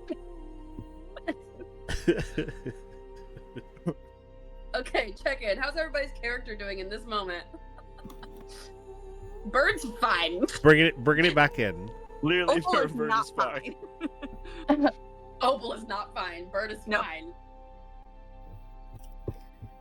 Right, bringing it back in. Elena's just staring at a wall. Just... She's kind of shut down at this moment. Okay. Like, absent-mindedly doing, like, some kind of sewing and just staring at a wall. You also notice it now at this point that our good doctor has just started to sort of stare a little bit into the middle distance. He doesn't know quite what to say in this moment, and he's the tiny sort of 1.5 foot form just curls into an even smaller ball as he stands there and just staring at nothing really. Isha. Opal... Oh, go ahead. Go ahead. Opal noticed where he pulled that book from, and she's gonna go pull another book because she finds comfort in books. So she doesn't even know what she's grabbing. She's just gonna grab a book. Okay. Open it up. Okay. There And sit on the floor with the book. The fact that Rob is prepared for this. It's I know. just like, he has a chart. I've got a list. Oh my god. Love you, Rob. There we do. If I can find it, where the fuck is it? Oh, come on. I think Bird's just staring at the gem, tapping her foot. Just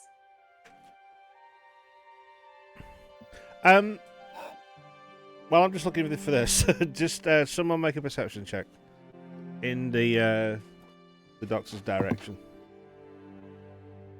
On it's it. not Bird. -1. Let's go. That's 20. That 20. Yeah. For a total of Or 19. technically. What? You got a -1 to perception. Perception. Really? Sir, negative wisdom, baby. Baby. Had to have some dump stat. Oh Which was yeah, 4 of them. I'm not sure if you've seen the stat screens that I made. No. Yeah, Oh, they let were me running get- earlier. I'll just turn Creepmore off for a second. I'll put them on. Hold on, There let me you go to Twitch. They're gorgeous. They are amazing. Oh! Oh, that's dope. So it'll change to each character. That's so cool. So good. Oh my So God. good. Nice. Look at him being all professional while we're laughing over Twilight Ah. gifts. That's Never so mind. neat. Oh man. If you weren't having fun, there'd be no You point need- doing this. Right, 19. He's sort of looking down at his hand, and he's just playing with a ring on that specific finger.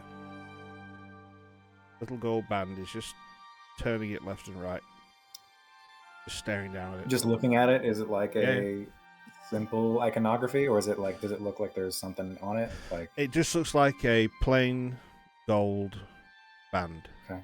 around his finger. But he's paying particular attention to it.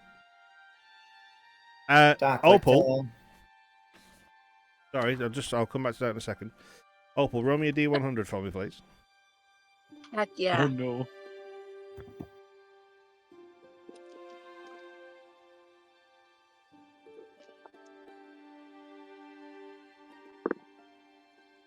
$75. It's a nice number.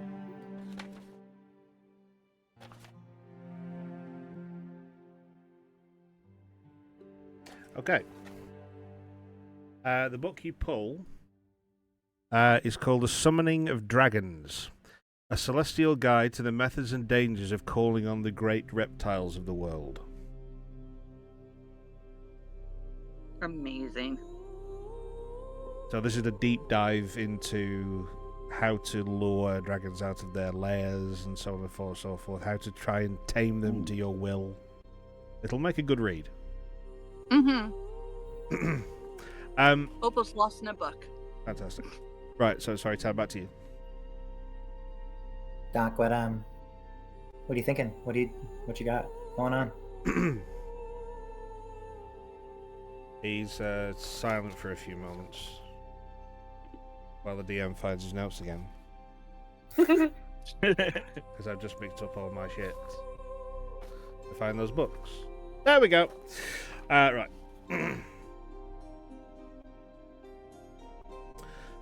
He just pays attention to the ring on his finger and doesn't look at you when he talks. Eventually, you've heard about disappearing. Sure. They took my wife.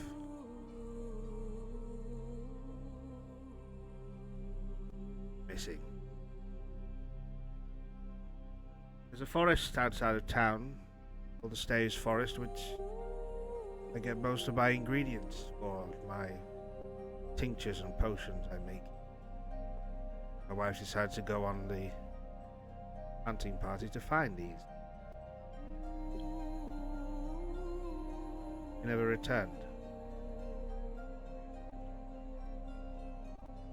In 2 weeks.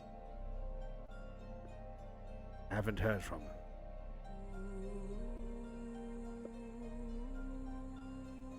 Would you have At this point, Isha likes to pipe up and go, with your wife missing, is this where they found this body at? Is that the same forest, or has there been other places where these people have gone missing? People have been taken out of their homes. Children have been snatched by creatures of the night. This body came from the dock. About 15 feet from the edge of this building. My My wife's done this run for ingredients hundreds of times before. She's never had any problem. She's a well-accomplished hunter. I know something's wrong because she's not come home. Would you help me find her? Tab just finds himself already nodding before saying anything, just as he's talking. And just says, yeah, I'm sorry.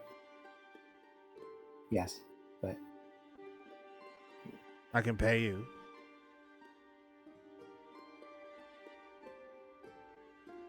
I feel like you've helped us a lot. 500 already, gold. to be honest. Oh, okay, then we can do that. Big just gulp.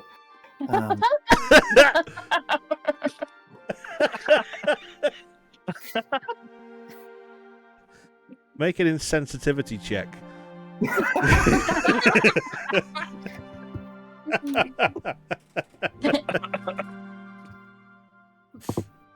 Sorry.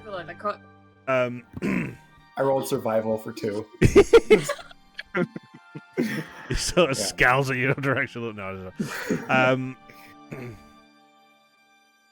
Yeah, he offers. He offers 500 gold for the return of his wife.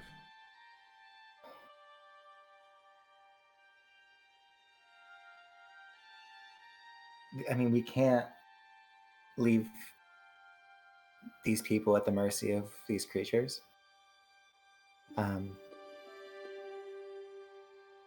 If they're attacking willy-nilly, this forest is our only lead. Mm-hmm. A few seconds go by, and you hear footsteps start to thud above you in the shop,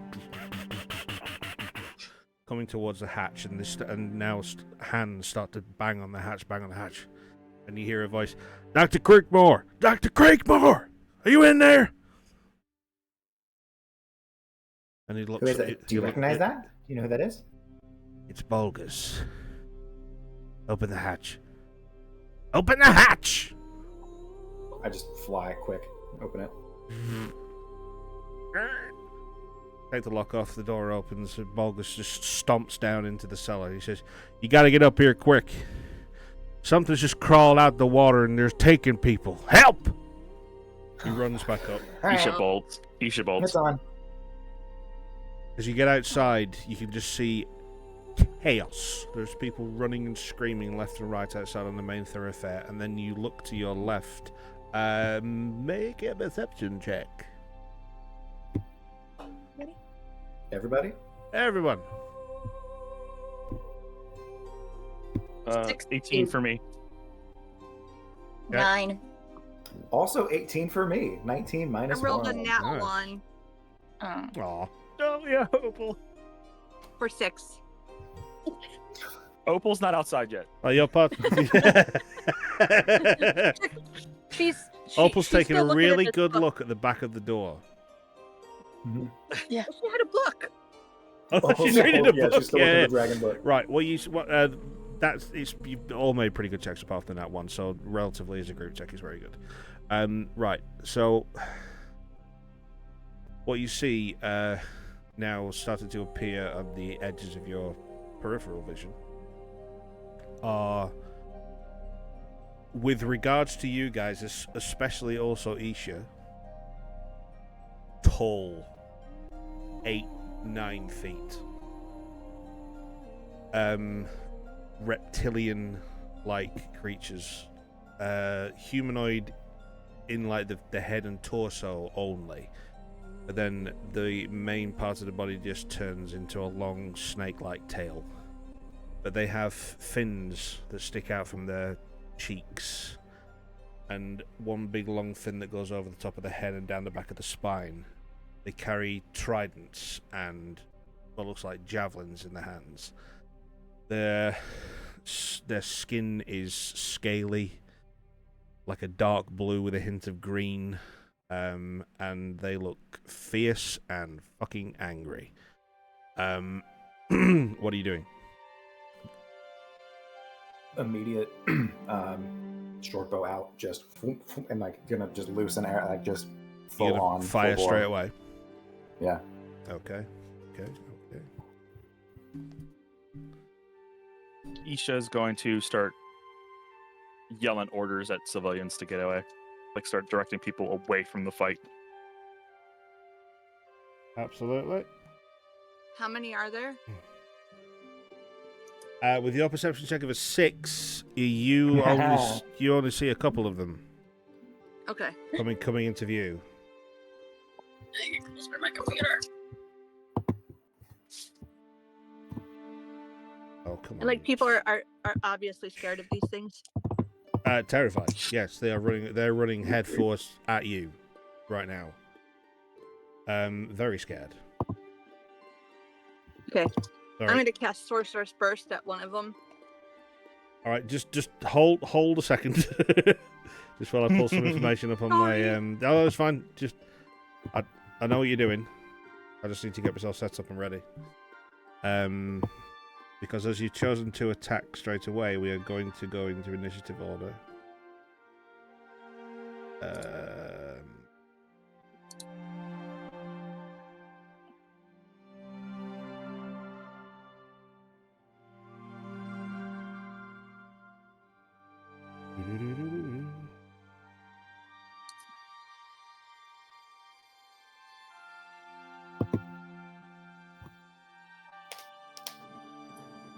This is when I need an assistant.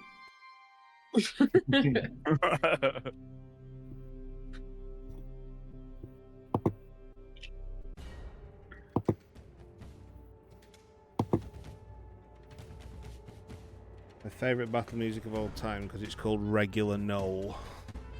Yeah. Regular no. Right, let's move that to the side for a second. Pull over my initiative booklet. Are you all in roll 20? Yes. Yes. Yes. Fantastic. Right, so this is...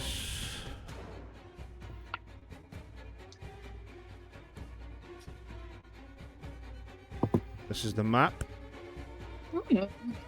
Going to the battle screen so all our friends at home can see it as well. Ooh. We're in Ore stance, guys. Yeah. Made it. Ta-da! Right, okay. So, you have just come out of this building here. Okay. So, well, Tad's first because he's already fired an arrow. Well, he's wanting to fire an arrow, so I'll put you there. Isha, you came out guns blazing as well. Oh, no, sorry. Opal came out as well, didn't you? Mm-hmm. Isha was giving direction. These were giving directions to civilians. Yes. I would say I'd be probably like this corner and like pushing people up the street, like up the alleyway that way. Are you there? Yep, that's fine. I'll give you like a 20-25 feet distance just to move into position to like before we start initiative. Elowen and Bird, where do you want to be? I would say I would be one of the last ones or the last one out. Do you want to still be in the doorway like there? Yeah. And Tad? I would love to be up a bit further. Like, Sure. yeah. And Bird? I'll say like 5 feet off the ground, like immediate flying short bow, flap, like. Yeah. Yeah. Bird, where would you like to be? Water to the east. Is that water? Yeah, all the way through Orstan's, there's like small rivulets and like bridges that go across and, Cool. and small streets. Think of Venice, but it's not as complicated and more spread out. Mm-hmm. You don't have like tiny narrow little streets. You just got these like quite wide streets with lots of little rivers and bridges. Okay, I'm just thinking I'll be like here. Yeah, like she came out and she's still kind of like dazed. Yeah, cool. She's got a lot going on. She's got a lot going on. Right, so Tad and Opal, you saw that guy. Oh, they're big. And that guy. Yeah, he's saying 9, 10 feet tall. Yeah, these are classed as large creatures. As Yeah. opposed to your medium creatures. Awesome. So these are big and angry. Right. As they haven't seen you yet, and you wanted to take your attacks of opportunity before that happened, I will give you a surprise round on this. The two people who elected to attack, so that's going to be Tad and Opal. So Tad, you're doing short bow, yeah? Mm-hmm. Fire. I'm gonna make with advantage or just regular. Well, they don't know you're here, so technically we could say that you're hidden. Might as well give it a shot. It's a 19. Yeah, 19 to hit. Definitely hits. Perfect. So that's gonna be 11 damage plus sneak attack. How do I just roll in D&D Beyond? The dice symbol in the corner.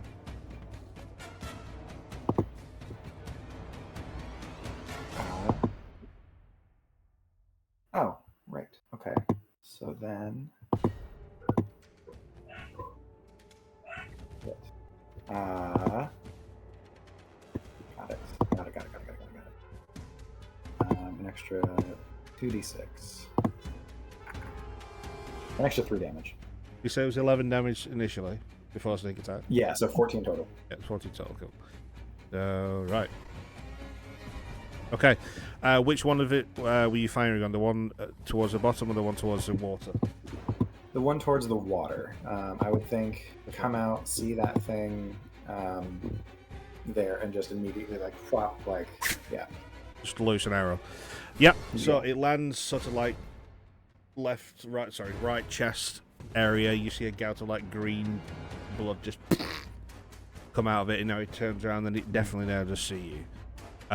It's taken some damage, but it still doesn't really seem phased altogether to by it. Right, Opal, sorry, what are you doing? I'm gonna go for the one that's in the street more. Yep. Am I rolling with advantage? Are you rolling with? Yeah. Yes, you are, because currently, well, yeah, in this order, you hadn't been seen yet. I did not hit. You didn't hit? There's What did you roll? I rolled 2 9s. Is that 9's no modifier? Oh no, that's 9s with modifier. Oh! No. Oof. What did you fire? Sorcerer's Burst. Is that a spell slot? So you probably want to Or a know what it cantrip? is. No. Is it a level 1 or is it a cantrip? It's a cantrip. Oh, cool. Right, so you don't know what's a spell slot. So, Yeah. yeah, what kind of damage were you going to do? 3. Oh, I don't have to roll for that. Fire.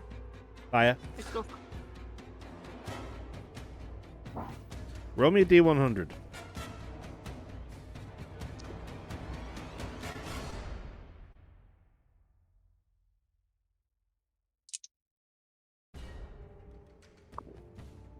$63.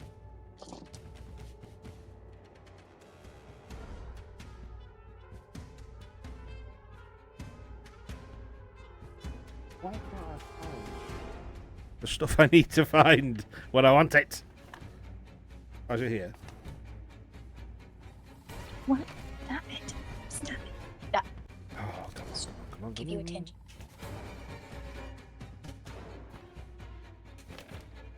Need to turn. Oh, I've got too many pieces of paper.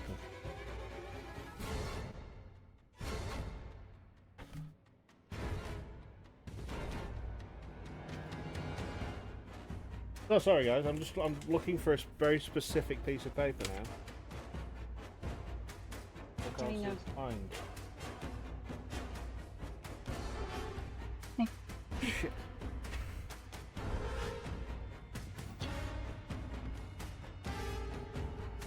Yeah.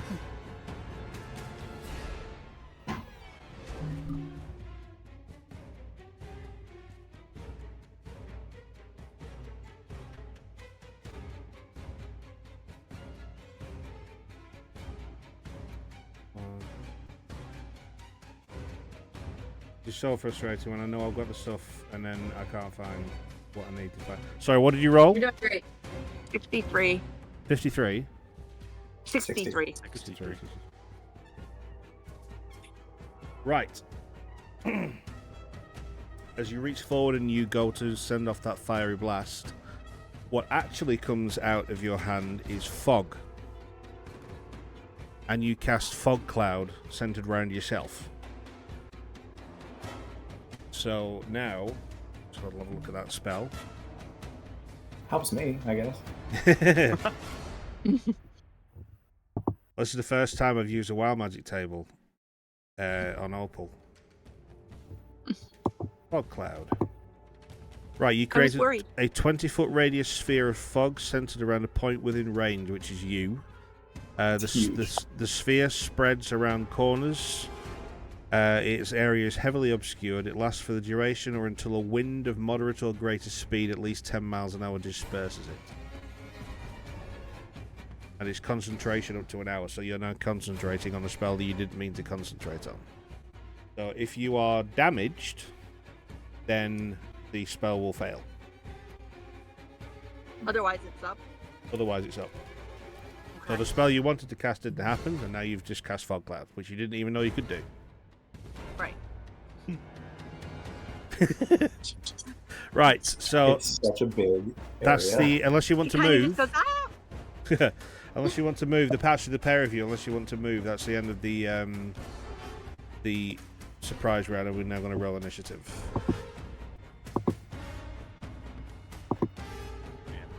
That's it. Last.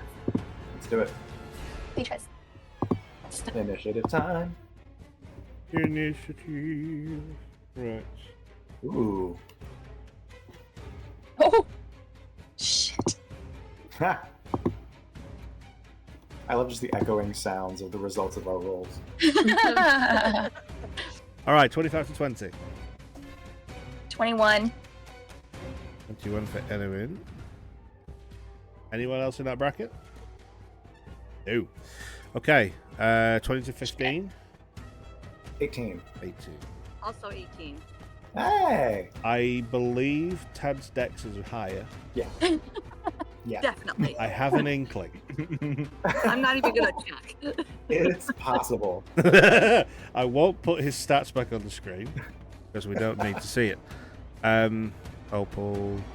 Okay, both at 18. Okay, 15 to 10. 10 to 5. 6. 6. 6.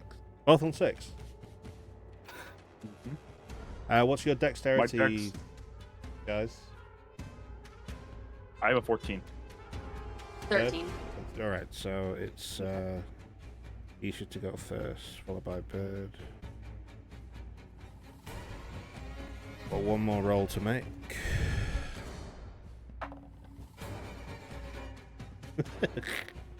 Jesus. Okay, top of the round then is Elowen, you're up first. What would you like to do? This kitten is needing attention right now. And she's adorable. She's mad that I was gone all week. It's fine. I don't play with Okay. Let's see. She's like, give me attention. No, not like that. No, give me attention. Let's measure here. 40. So I'm going to Beatrice. I'm going to Beatrice. Took my dice. I don't have that in my notes. She's driving me crazy. Okay. I would like to get out Dawn Song. Mm-hmm. And I'm going to do a. Hold on, which one is it? Weapon attack, so I get 10 extra feet of movement, so I can get to Mr. 40 feet away from me. Down here. That's his Sunday name. Yeah, Mr.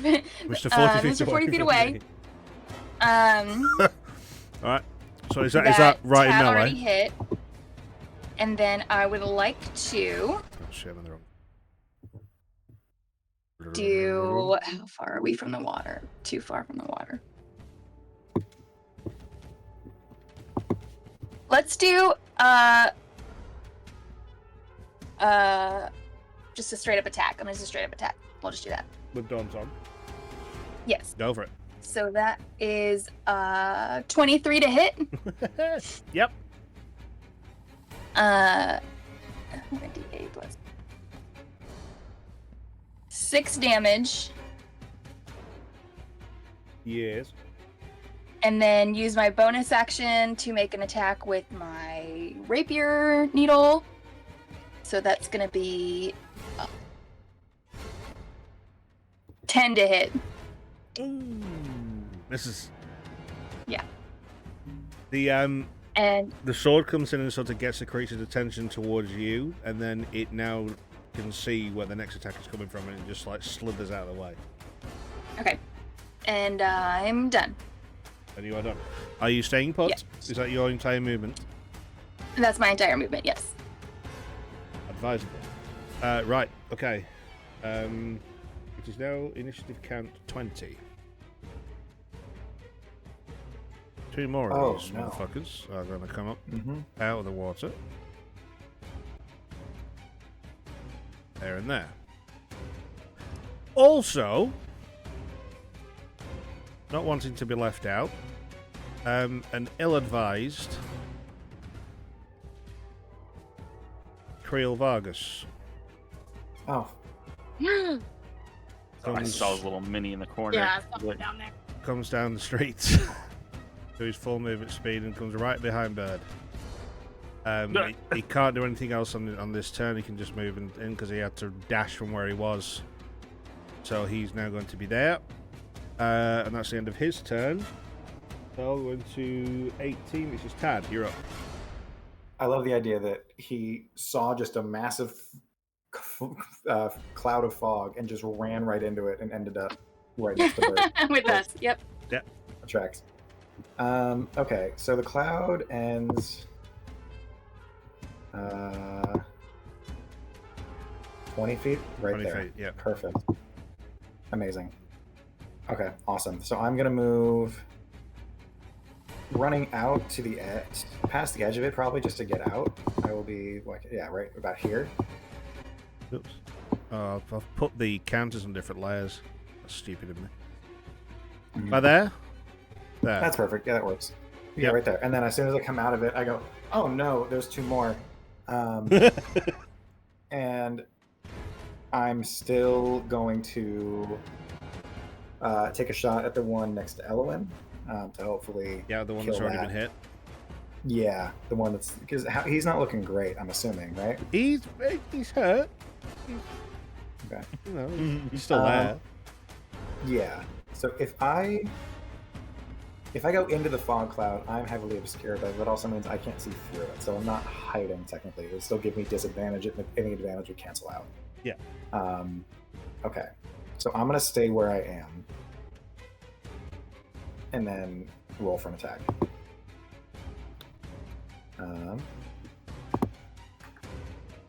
Ooh, 26 to hit. Yes, it hits him twice. Yeah. Okay, so that's 1d6 plus 5. Okay, so 6 damage plus, since Elowin is in melee, that's an additional 2d6 for sneak attack. Much better for an additional 8. So total of 14 damage. Okay, now you can see he's starting to get really, really hurt. He's not looking good. That was Okay. so that short bow. Actually, you kind of Robin Hood, Prince of Thieves this, and that shot went directly into the same hole you made previously, Hell yeah. and Nice. just pushed the initial arrow in a little bit further, but he sort of hit it and just like knocked it to the left, so the arrow went into his chest. Yeah, he just turned around and said something in whatever language he speaks, which is Aquan. Perfect. And then in that case, I'm going to bonus action. Shit. How much was that movement? That wasn't a ton. That was You moved about 15 feet, I'd say. Yeah, no, exactly 15. Okay, so then I will go. Let's say this remaining 15 and kind of hide against this wall as my bonus action. If I can be up When I here. get the right layer, I'll move you. I'll pop you there. Just roll stealth for me. Yep. 21. You believe you're hidden. Hell yeah. Right, so then your turn. Okay, Opal, you're up. If I move, does that cloud move with me? Yes, you are the center of the cloud. Okay, that's what I was afraid of. I'm just going to try to go for that same guy again. I know I got to roll with disadvantage, right? Yeah, because you are heavily obscured, so... If you're concentrating, can you just drop, like, elect to drop concentration? Actually, yeah, But I'm you not can. concentrating on it. You are, though. You are. This is the concentration spell. It happened without your knowledge because it's gone into the wild magic. But, Oh. Fog Cloud is a concentration spell, so if you wanted to, he's right, you can actually just drop the concentration spell. I just want to drop it then. So it just dissipates. Awesome. Thank you, like Jake. dry ice on the ground and dissipates. So, Okay. Yeah, the Fog Cloud's gone. Cool. So I'm going to go after that guy that I was going after before. I'm going to try... Get up on that thing. I'm going to try Chaos Bolt.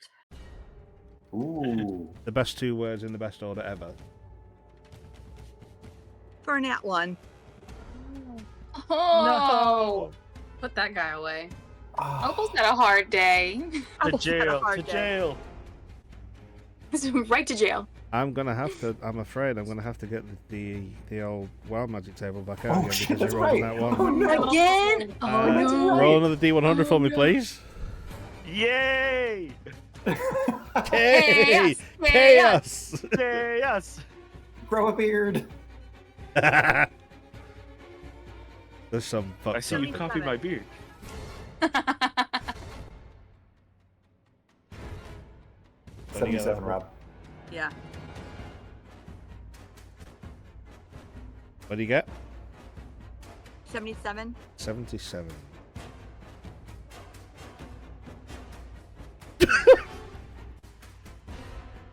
Oh no. Did it Right, explode? what is your spell saving throw? For, like, Your spell save DC? Yeah, your spell save DC. What is it? that would be my intelligence mod. Is it just my intelligence modifier? Plus proficiency. Yeah, Plus it's proficiency. on your. It should be on your spellcasting page. It'll say spell save Yeah. DC. I probably got I'm it. not doing that.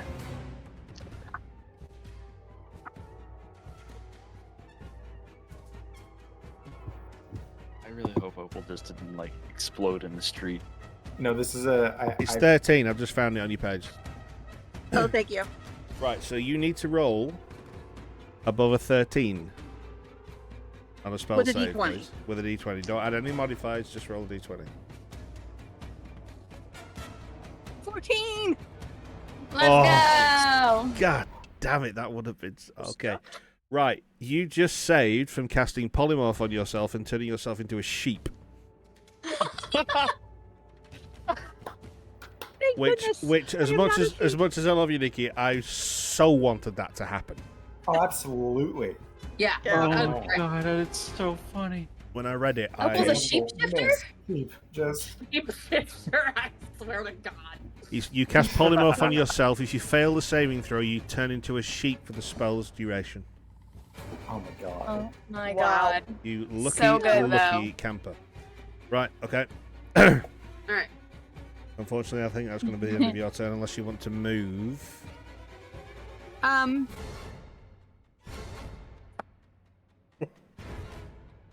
I want to move, So on the sheep. like, oh, He's where? so I'm so annoyed. This? Like behind that building there. Like here. Like here. Oh yeah, Yeah. just across the street. Yep. Yeah. Oh god. Just so I'm another a different little bit hidden. layer. I'll pop you there, shall I? Just a bit round the corner. Yeah, Got a perfect. bit more cover on the corner. Right, that's the end of your turn. It is now their go. And the fog cloud is down, so they can see all of you. Well, some of you. Right, this guy is going to move in. Actually, no, he's not. He's going to stay there. Oh, there it is. Right, I'll do them in order, just on the way down. So, the first guy at the top is going to make an attack against Isha. Okay. With his harpoon. It's a natural 18. Does that hit you? That does hit. Okay, so actually 24 because I rolled an 18 on the dice. That definitely hit. This is.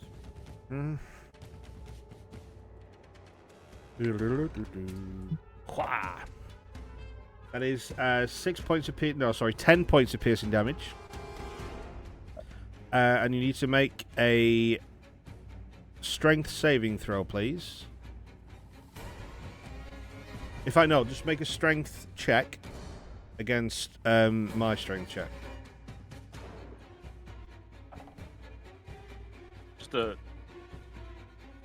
You said so that's not a saving throw. No, just as if you were just rolling a strength check. So just roll a d20, add your strength modifier. Okay, let me re-roll then. Well, no. Yeah, let me re-roll then. Because Yeah, my that's right. first roll it was +5 to it. That's right. 5. So 5. Okay. Mhm. Right. So this thing throws a harpoon. It goes through your shoulder, latches onto your back, and he now pulls you 20 feet towards him. So you're right up in his grill now. Excellent. I don't have to move. You are there. He has always got a That's silver what I wanted lining. all along. But you do take 10 points of piercing damage Yes. on that thing, right? So Get that over here. is get over here. Right, as you're now within melee, it can do another attack against you. And he rolled. Am I prone or? No, you're strained or still anything like up. You're still up. It's just dragged you towards you, and you're now right next to Okay. it. He just rolled a 5 and missed so you with there's- the second attack. So Okay, so there's no extra like conditions to that. no. You're not restrained or you're not paralyzed or anything like that. You're just there. You've got something through your Okay, shoulder, so so it's ow, but you know. I Right. just wanted to make sure so I can keep track of it. Yeah. Okay, so this guy is going to.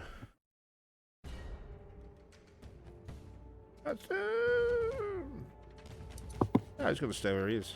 He's going to throw a harpoon at Bird, which will be an 18 to hit. That'll do it. That'll do it. Bye, Jacob. Gonna be Hi, Jake. 2.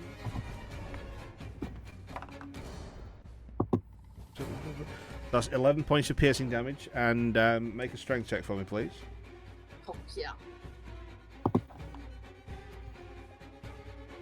15. I got a 14, so you don't get pulled.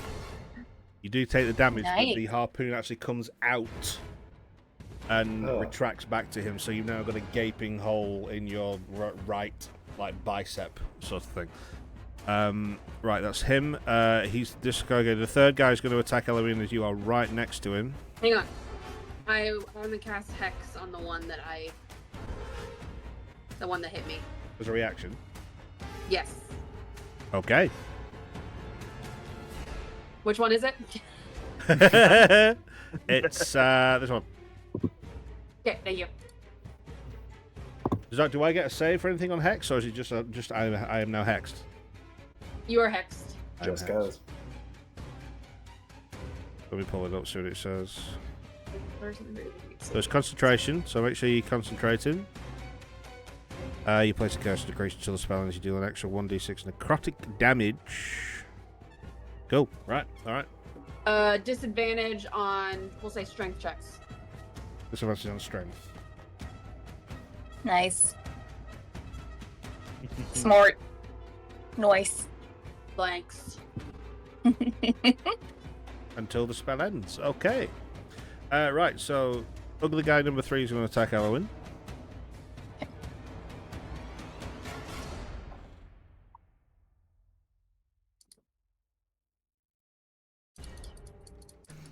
Natural 20.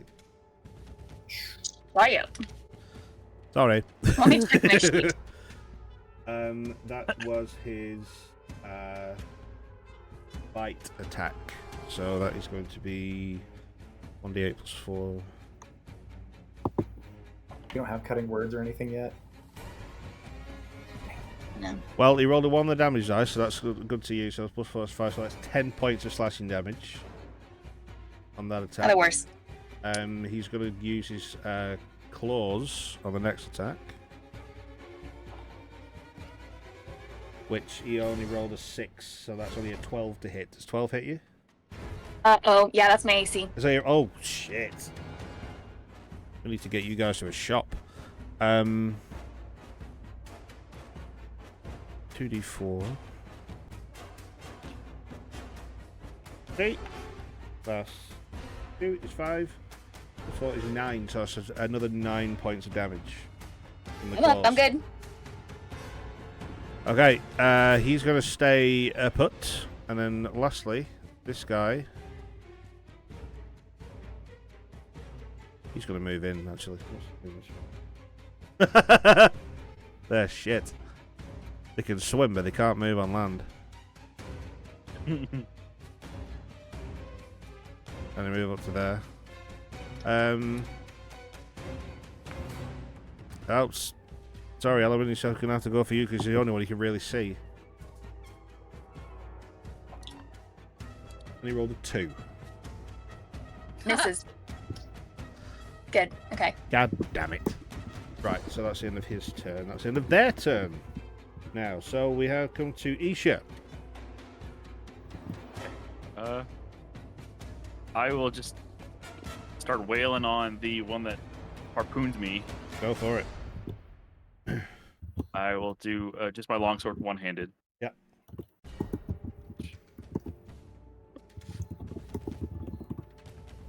24 to hit. Oh, yes. Oh, yes. 8. For a total of 9 damage.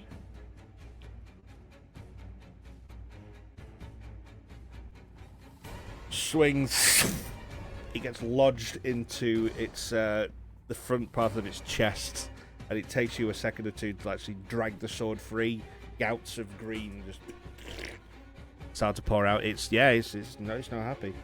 Do you want to move, or you want to stay there? I'm gonna stay there. Sensible as always. Bird. Okay, so I haven't attuned the dragon wing bow yet, so I'm just gonna take out the regular short bow. That's fine. Okay. And shoot at the one that shot me. Which one was that one? This one? Yeah. Got it. Yeah. Okay. For 18. Definitely hits. Okay. So it's 1d6 plus 1, but then another d6 for the necrotic. Okay, so Oh, for the hex, yes. 4 piercing and 3 necrotic damage. Okay, so 7 total. Yes. Okay. Is that the one that's hexed? Yes. Right, so he's got disadvantage on strength check. Cool. Right, yeah, so arrow goes into his gut, he just gets hold of it and just pulls it out, snaps it in his fist and just throws it to the ground. Angrily. Do you want to move anywhere?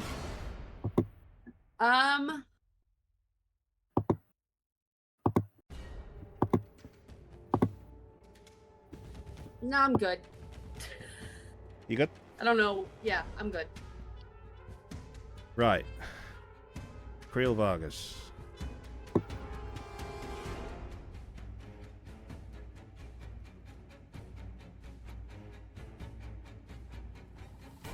Oh yeah, let's do these. Let's do this. Right, he's going to swing round you. Come to this corner. And he's going to attack the one that's next to Isha. He's going to bonus action hide before he does that. 19! What do you get? 3. Fuck you. Yes. Right. Right, so those of you that are around him, or those of you that are looking in his direction, he reaches his hand forward. The gauntlet that he has on, he flicks open a little door inside it, and a arrow just pops out, a bolt. He puts his other hand forward, and the other one just opens by itself, and an arrow points forward, and he just Iron Man just points his wrist towards the same enemy, and just fires 2 crossbow bolts at that son of a bitch. That's rad as hell. God damn it. He's so cool. He's so cool. I had to invent something, like he's been doing this for like 50 years. Yeah. if not longer. Yeah. That is 17 definitely hits on the first one. With a natural 17 plus 6. Yes, that definitely hits on the second one. Right, so that is 1d6 plus 3. Oh, hang on, I've got advantage on these.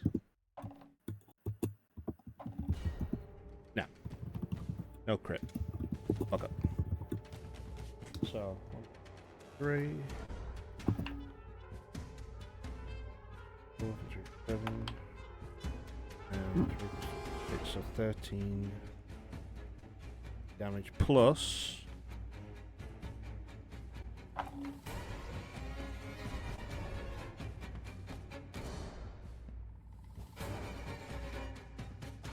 Ooh. 25 points of damage to the one next to Isha.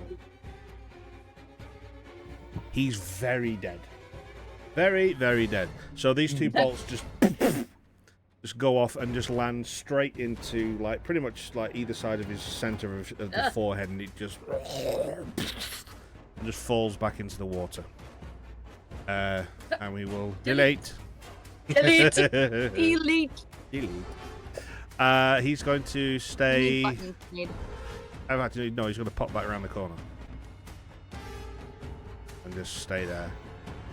And that's the end of his turn. Right, so Elowen, you're up. Okay. I'm gonna take another swing at this mofo right in front of me. Oh. That is a 17 to hit. Yep. Okay. With Dawn Song. Yes. That's a D8 plus 2. 5 points of damage. And I'm going to do a defensive flourish. Okay. So I'm going to roll this low. That's 2. So I add 2 to my AC till the end of my next turn. Oh. So I have 14 AC till the end of my next turn. Okay. That guy's not been hit yet, has he? Apart from the damage you just did, or did you hit him before? That's the one that Tad hit and I hit. Yes. Is it? Yeah, I hit him twice. Mm-hmm. Oh shit! Okay, I've put the wrong guy down into the water then. Oh, so he's still up. Oh, that's embarrassing. Sorry, one sec.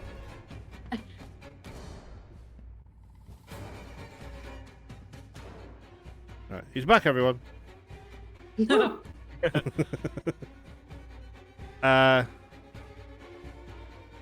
right, okay. So he's...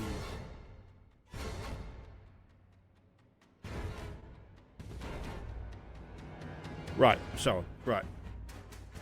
Yeah, this guy that you're next to, he's now dead. But differently.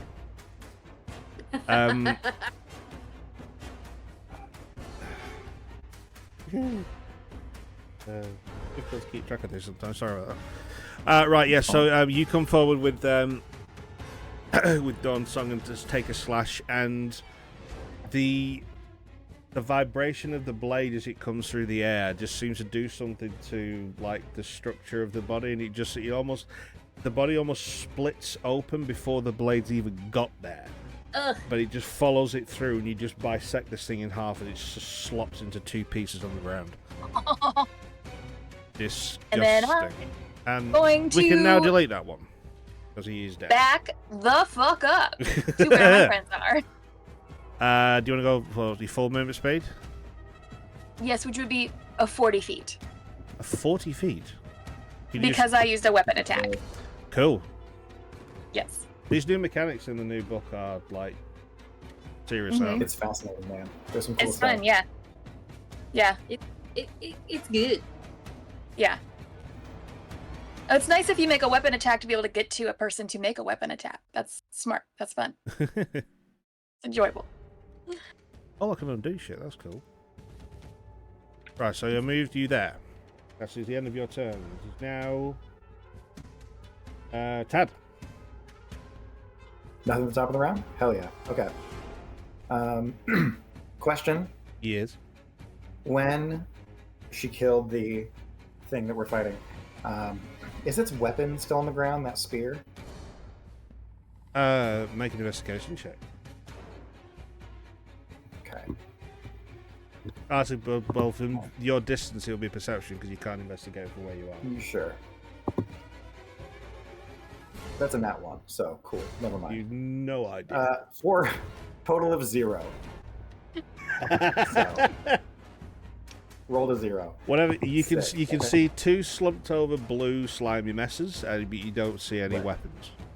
Fair enough. Then I'm not gonna do the thing I was gonna do. In that case, I'm just gonna take a shot at.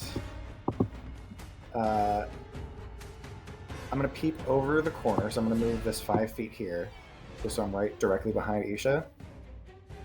And then just do a quick, not so I'm in melee range, just like right next, like to the left one. Yeah. Okay. And then just like wings buzzing, go over his head and loose a short bow shot right and directly, hopefully, into this thing's skull. Mhm. Go for it. I'm gonna roll with advantage because I'm hidden, or was. Question mark? Yes, I would say yes. But the thing is, you've already got an ally within melee range anyway, so you've already got advantage. No, I know. I just wanted to crit, just in case. I didn't. All right, so 22. Yes. So that is 7 plus. Oh, that's a 4. Okay, well, 7 plus 5 for 12 points of damage. 12 points of damage. That's the one that's right next to Isha, yeah? Yes, correct. Marvelous. Right, yeah. Center dome. And this now does fall back into the water dead. Oh, hell yeah. Delete. Delete. So I've just copied and pasted him as well. He's I'm gone. gonna be as like subtle as I can about it, and just peek over and see if Creel saw me. Do that. All right, roll a perception check Just super with subtle. with advantage. Nat 20. Yes. You look over and he just looks back at you and just gives you a wink. Hell yeah. Hell yeah. Sorry. Then I look Cool. at his face like, Okay. "That's my boy." Yeah. No, it's not my turn. What am I saying? Oh my god. I'm gonna go back to where I was, just this 5 feet, and hide again. For my bonus action. Keep moving. So you're gonna hide again, yep. hmm Roll for stealth. Total of 18. Are you heading? Right. Okay, Opal. Okay, I am not 100% sure how actions work, so I'm going to ask. Please do. Can I attack and heal someone on the same turn? It depends if you cast a spell or not. You can only cast a spell and a cantrip in one turn if you have 2 attacks. Okay, So I you only can have do a one level attack. 1 spell or a level 2 or level 3 or whatever, but the other one has to be a Right. cantrip on the same turn if you have 2 opportunities to make attacks. Or actions in one turn. Okay, so I probably don't, because I don't think I have. If you've only got the one ability. action per turn, then you would either be Yeah. able to do a healing spell or make an attack. Yeah, Okay. what are you trying to do specifically? Well, I was going to try to heal Brianna, or heal Elwyn and attack. With like a Fine. cure. Oh yeah, then yeah. No, okay. I'm safe now. I'm good. Okay. Then I'm going to try to cast, I'm going to try to cast that Chaos Bolt again at the guy that's this guy. In the middle. So do you want to move around the corner a little bit? Because you're currently obscured. You Yeah. can't see. Yeah. Just to get in line of sight. Just pop you there. Okay. 9. Missed again. Fire it Yep. off, and it just bounces off the stonework about 15 feet in front of him and just scatters across his feet. It's Okay. no impact. Do you want to move back into cover? Yes, please. Okay. I'll pop you back where you were. That's the end of your go. It's right. It's the remaining guy's turn now. So, he can do nothing really but move up back into melee with you. He's going to move slightly this way, and he's going to take a harping attack against Tad. Wait, he can see me? He can now. He move around the corner. That will be a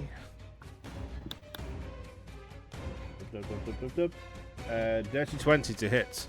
But I know Oh, that yeah. definitely hits you. Mm-hmm.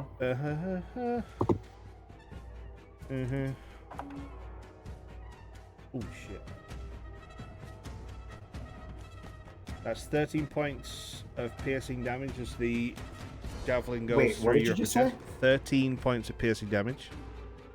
As it goes up through. Did you say thoughts of 30? I heard 30 and I about passed out. Okay.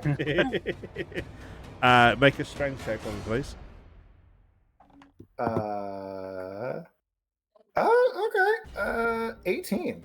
Oh, 16. 19 minus 1. Yeah, so you beat that, so you don't get pulled, but you do take the damage. So that's in that one's turn. He's going to stay where he is. And this one is, sorry, Ishu is going to attack you because he's right next door. Do it. Do it.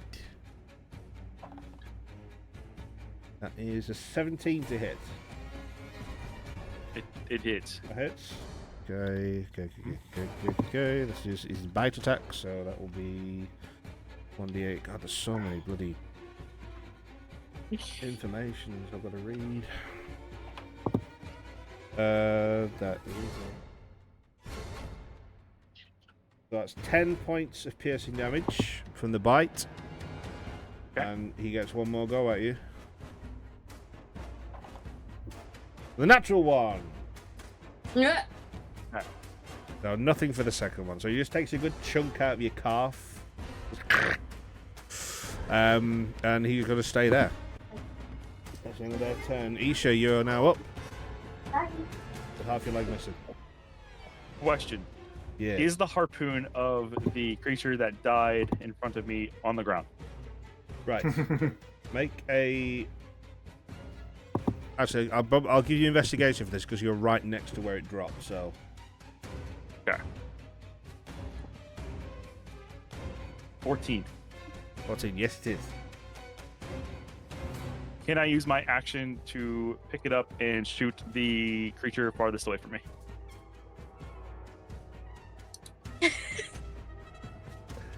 No. Right, what I'll say is it's going to be an action to perceive and find and pick it up. If you want to make an attack on this round, you can use your action surge and you can make the attack on the action surge, but you can't do the same in one action. let me. Wait. 1 second. Wait. Dude. I'm gonna do it. I gotta make the order of actions in my head. Yeah. Where is it? How much do those spears weigh? And I promise it's an important question. It's a good point. Okay. Probably quite a lot, I would imagine. Yes, I will do that. I will pick up the weapon for my first action, action surge, shoot the harpoon at the opposite creature. Right, so I'd like you to roll your d20 and add your strength modifier.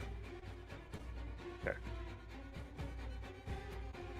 That would be a 19 with modifier. That hits. Okay. So you pick this thing up. Now this thing's got some weight to it, so you've got to baseball chuck this.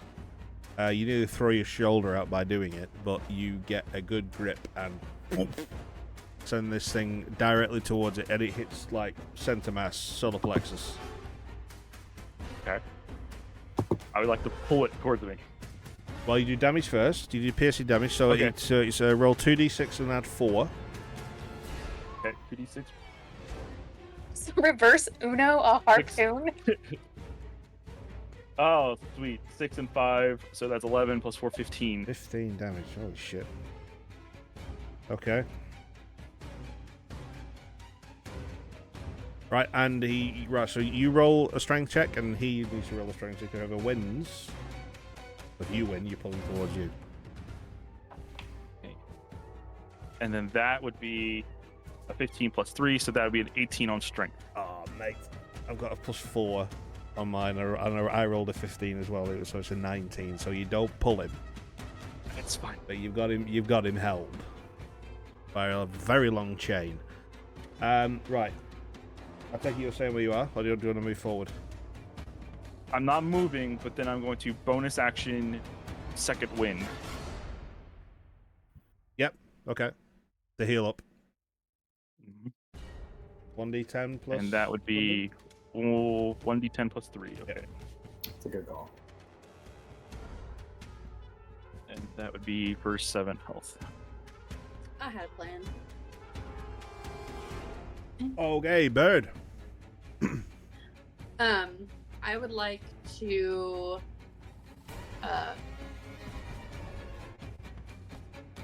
guess I don't need to move now, but I would like to Eldritch Blast this guy. Eldritch Blast. Eldritch Blast. Which one are you going for? The one next to Isha? Yeah, the one I've got hexed. Oh, alright. Hexed. One I got hexed. That one I got hexed. It's 21. Hits. God damn it. Yes, okay. So, 1d10 blast. It's a 9. And that's 9 force. Yep, 9 force damage. And then 3 more necrotic. Cross it.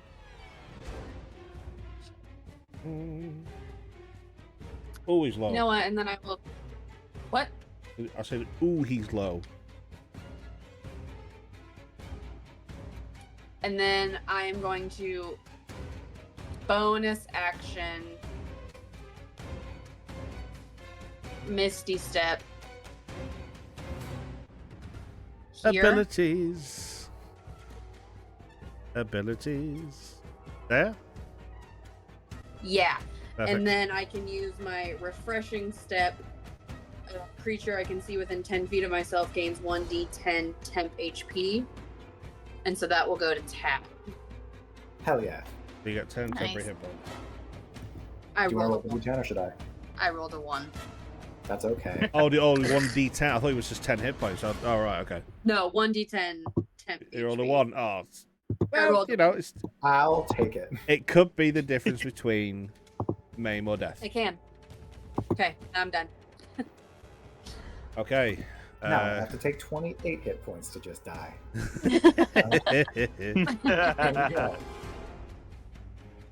Okay, Creel is going to use his bonus action to try and hide again. Weird when you have to do this by yourself. Ooh, okay. I'm gonna pop there. And he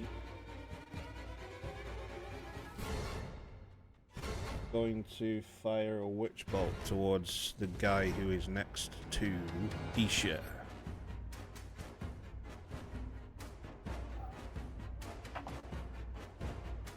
Which definitely hits with the 21. 2d12. Hello, big boys.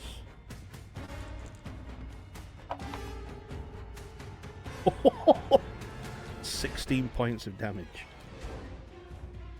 Holy hell. Love Witch Bolt, man. So, well, Elowin and Opal, you just see Creel walk to the side of you and just extend his hand out. His eyes go white, and you just see this crackle of energy just transfer around his fist, and then fire out in a straight line, and it's like a chain. Just hits the thing, and it just stays connected, and it's just constant pulse of electrical energy just firing into this fish.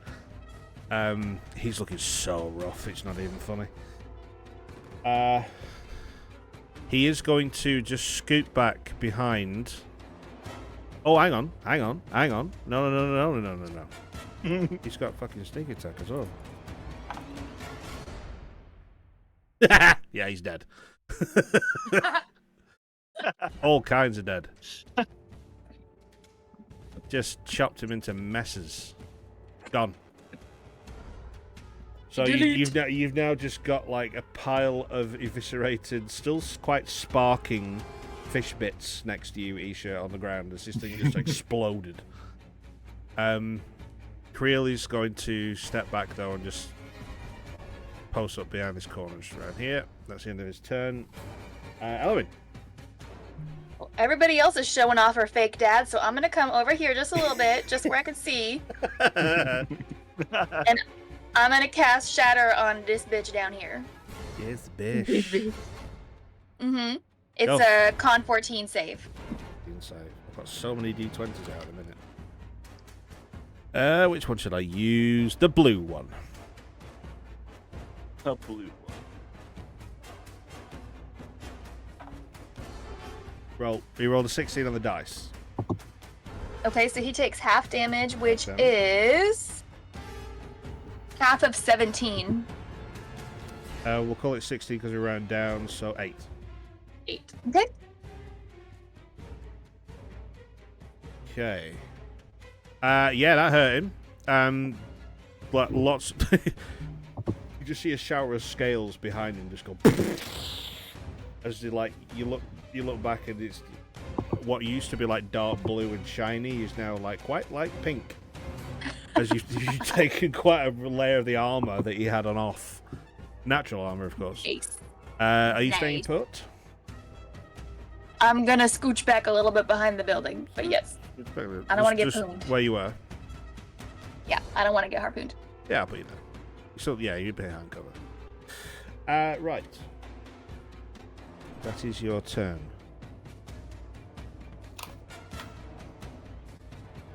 Right.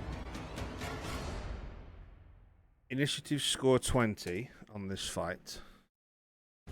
Elowin, with your passive perception, 20, you hear a vague buzzing. Not buzzing. A vague, like a thrum behind you. And this is happening in sort of slow motion. You just hear this just sort of happen 20 feet behind you.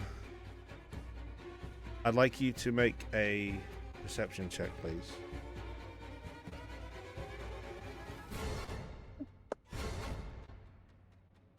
Oh, perception.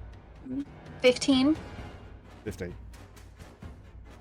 Before you turn round, you hear 2 words.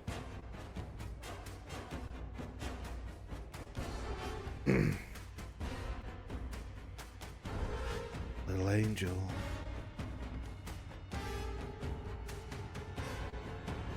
And as your head turns, you see, dressed in dark robes with a hood up, holding Creel by his neck with a dagger to his neck, your sister Demelza,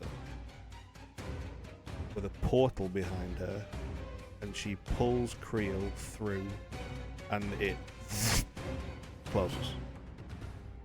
And that's where we're going to end today's episode. You are joking. Yep.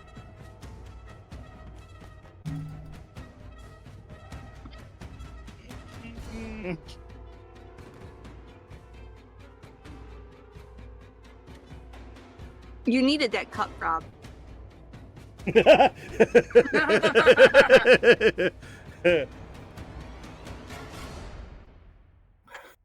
I'm so shook. What? Yeah, man. Oh no. Demelza. no. Oh. No. Uh-oh. Oh. You just got him. You know what? At the Yeah. start of the session, when you were giving me the quick recap, I'm like, that's a little fast. Okay, interesting. Guess we're just gonna move on to the next part of the story. Nope. Nope. Yeah. So many things just happened. You guys. So Uh-huh. Lots of Yeah, things just yeah, they happened. did. No, yeah, a lot just wow. Okay. I had it written down on initiative count 20 that if certain things had happened in certain ways, which they kind of did, then yeah, I made an extra roll at the beginning of the fight to make sure it was either going to happen or not, and it went to it's going to happen. So yeah, so she's kidnapped Creel and taken him you know not where. And we're going to pick up the story the next time My we play, biggest hopefully in 2 question- weeks. Yes, go on. Is who was close enough to clock that? Would it have just been Elowen and Opal, I think. yeah, Opal. Opal? Because Opal's Yeah. next to Elowen. Mhm. Okay. Yeah, it I just left. happened in a split second. But I did it in quick. slow motion for the feel of it. Yeah. Yeah. But it was literally she's in the time it took for her to say "little angel." It just went. He grabbed. That's so creepy. Gone. That's what she did to my last father figure, you jerk. And on that bombshell, we're about to end. Dare you? Thank you very much for watching. Thank you very much for playing. Hopefully, we'll be back in 2 weeks so we continue this story because it's going to get juicy. Yeah, this has been great. That lore last episode. That's so rude. That's remarkable. Wow. Right. Okay. My God. Thank you to all my players again for a wonderful game. Sorry to do horrible things to you, but you know it's my job. Uh-huh. Uh-huh. You're not sorry at all. You don't I'm have not to pay. sorry You don't in have the to. slightest. I thoroughly enjoyed that. Right, thank you for all that watched. This will be live on YouTube in the next couple of days if you missed it and you want to watch it again, or it will be live on the Twitch channel. Yeah, we'll see you in 2 weeks' time, guys. Thank you very much for watching, and I'll see you later. Bye. Bye-bye. Bye-bye.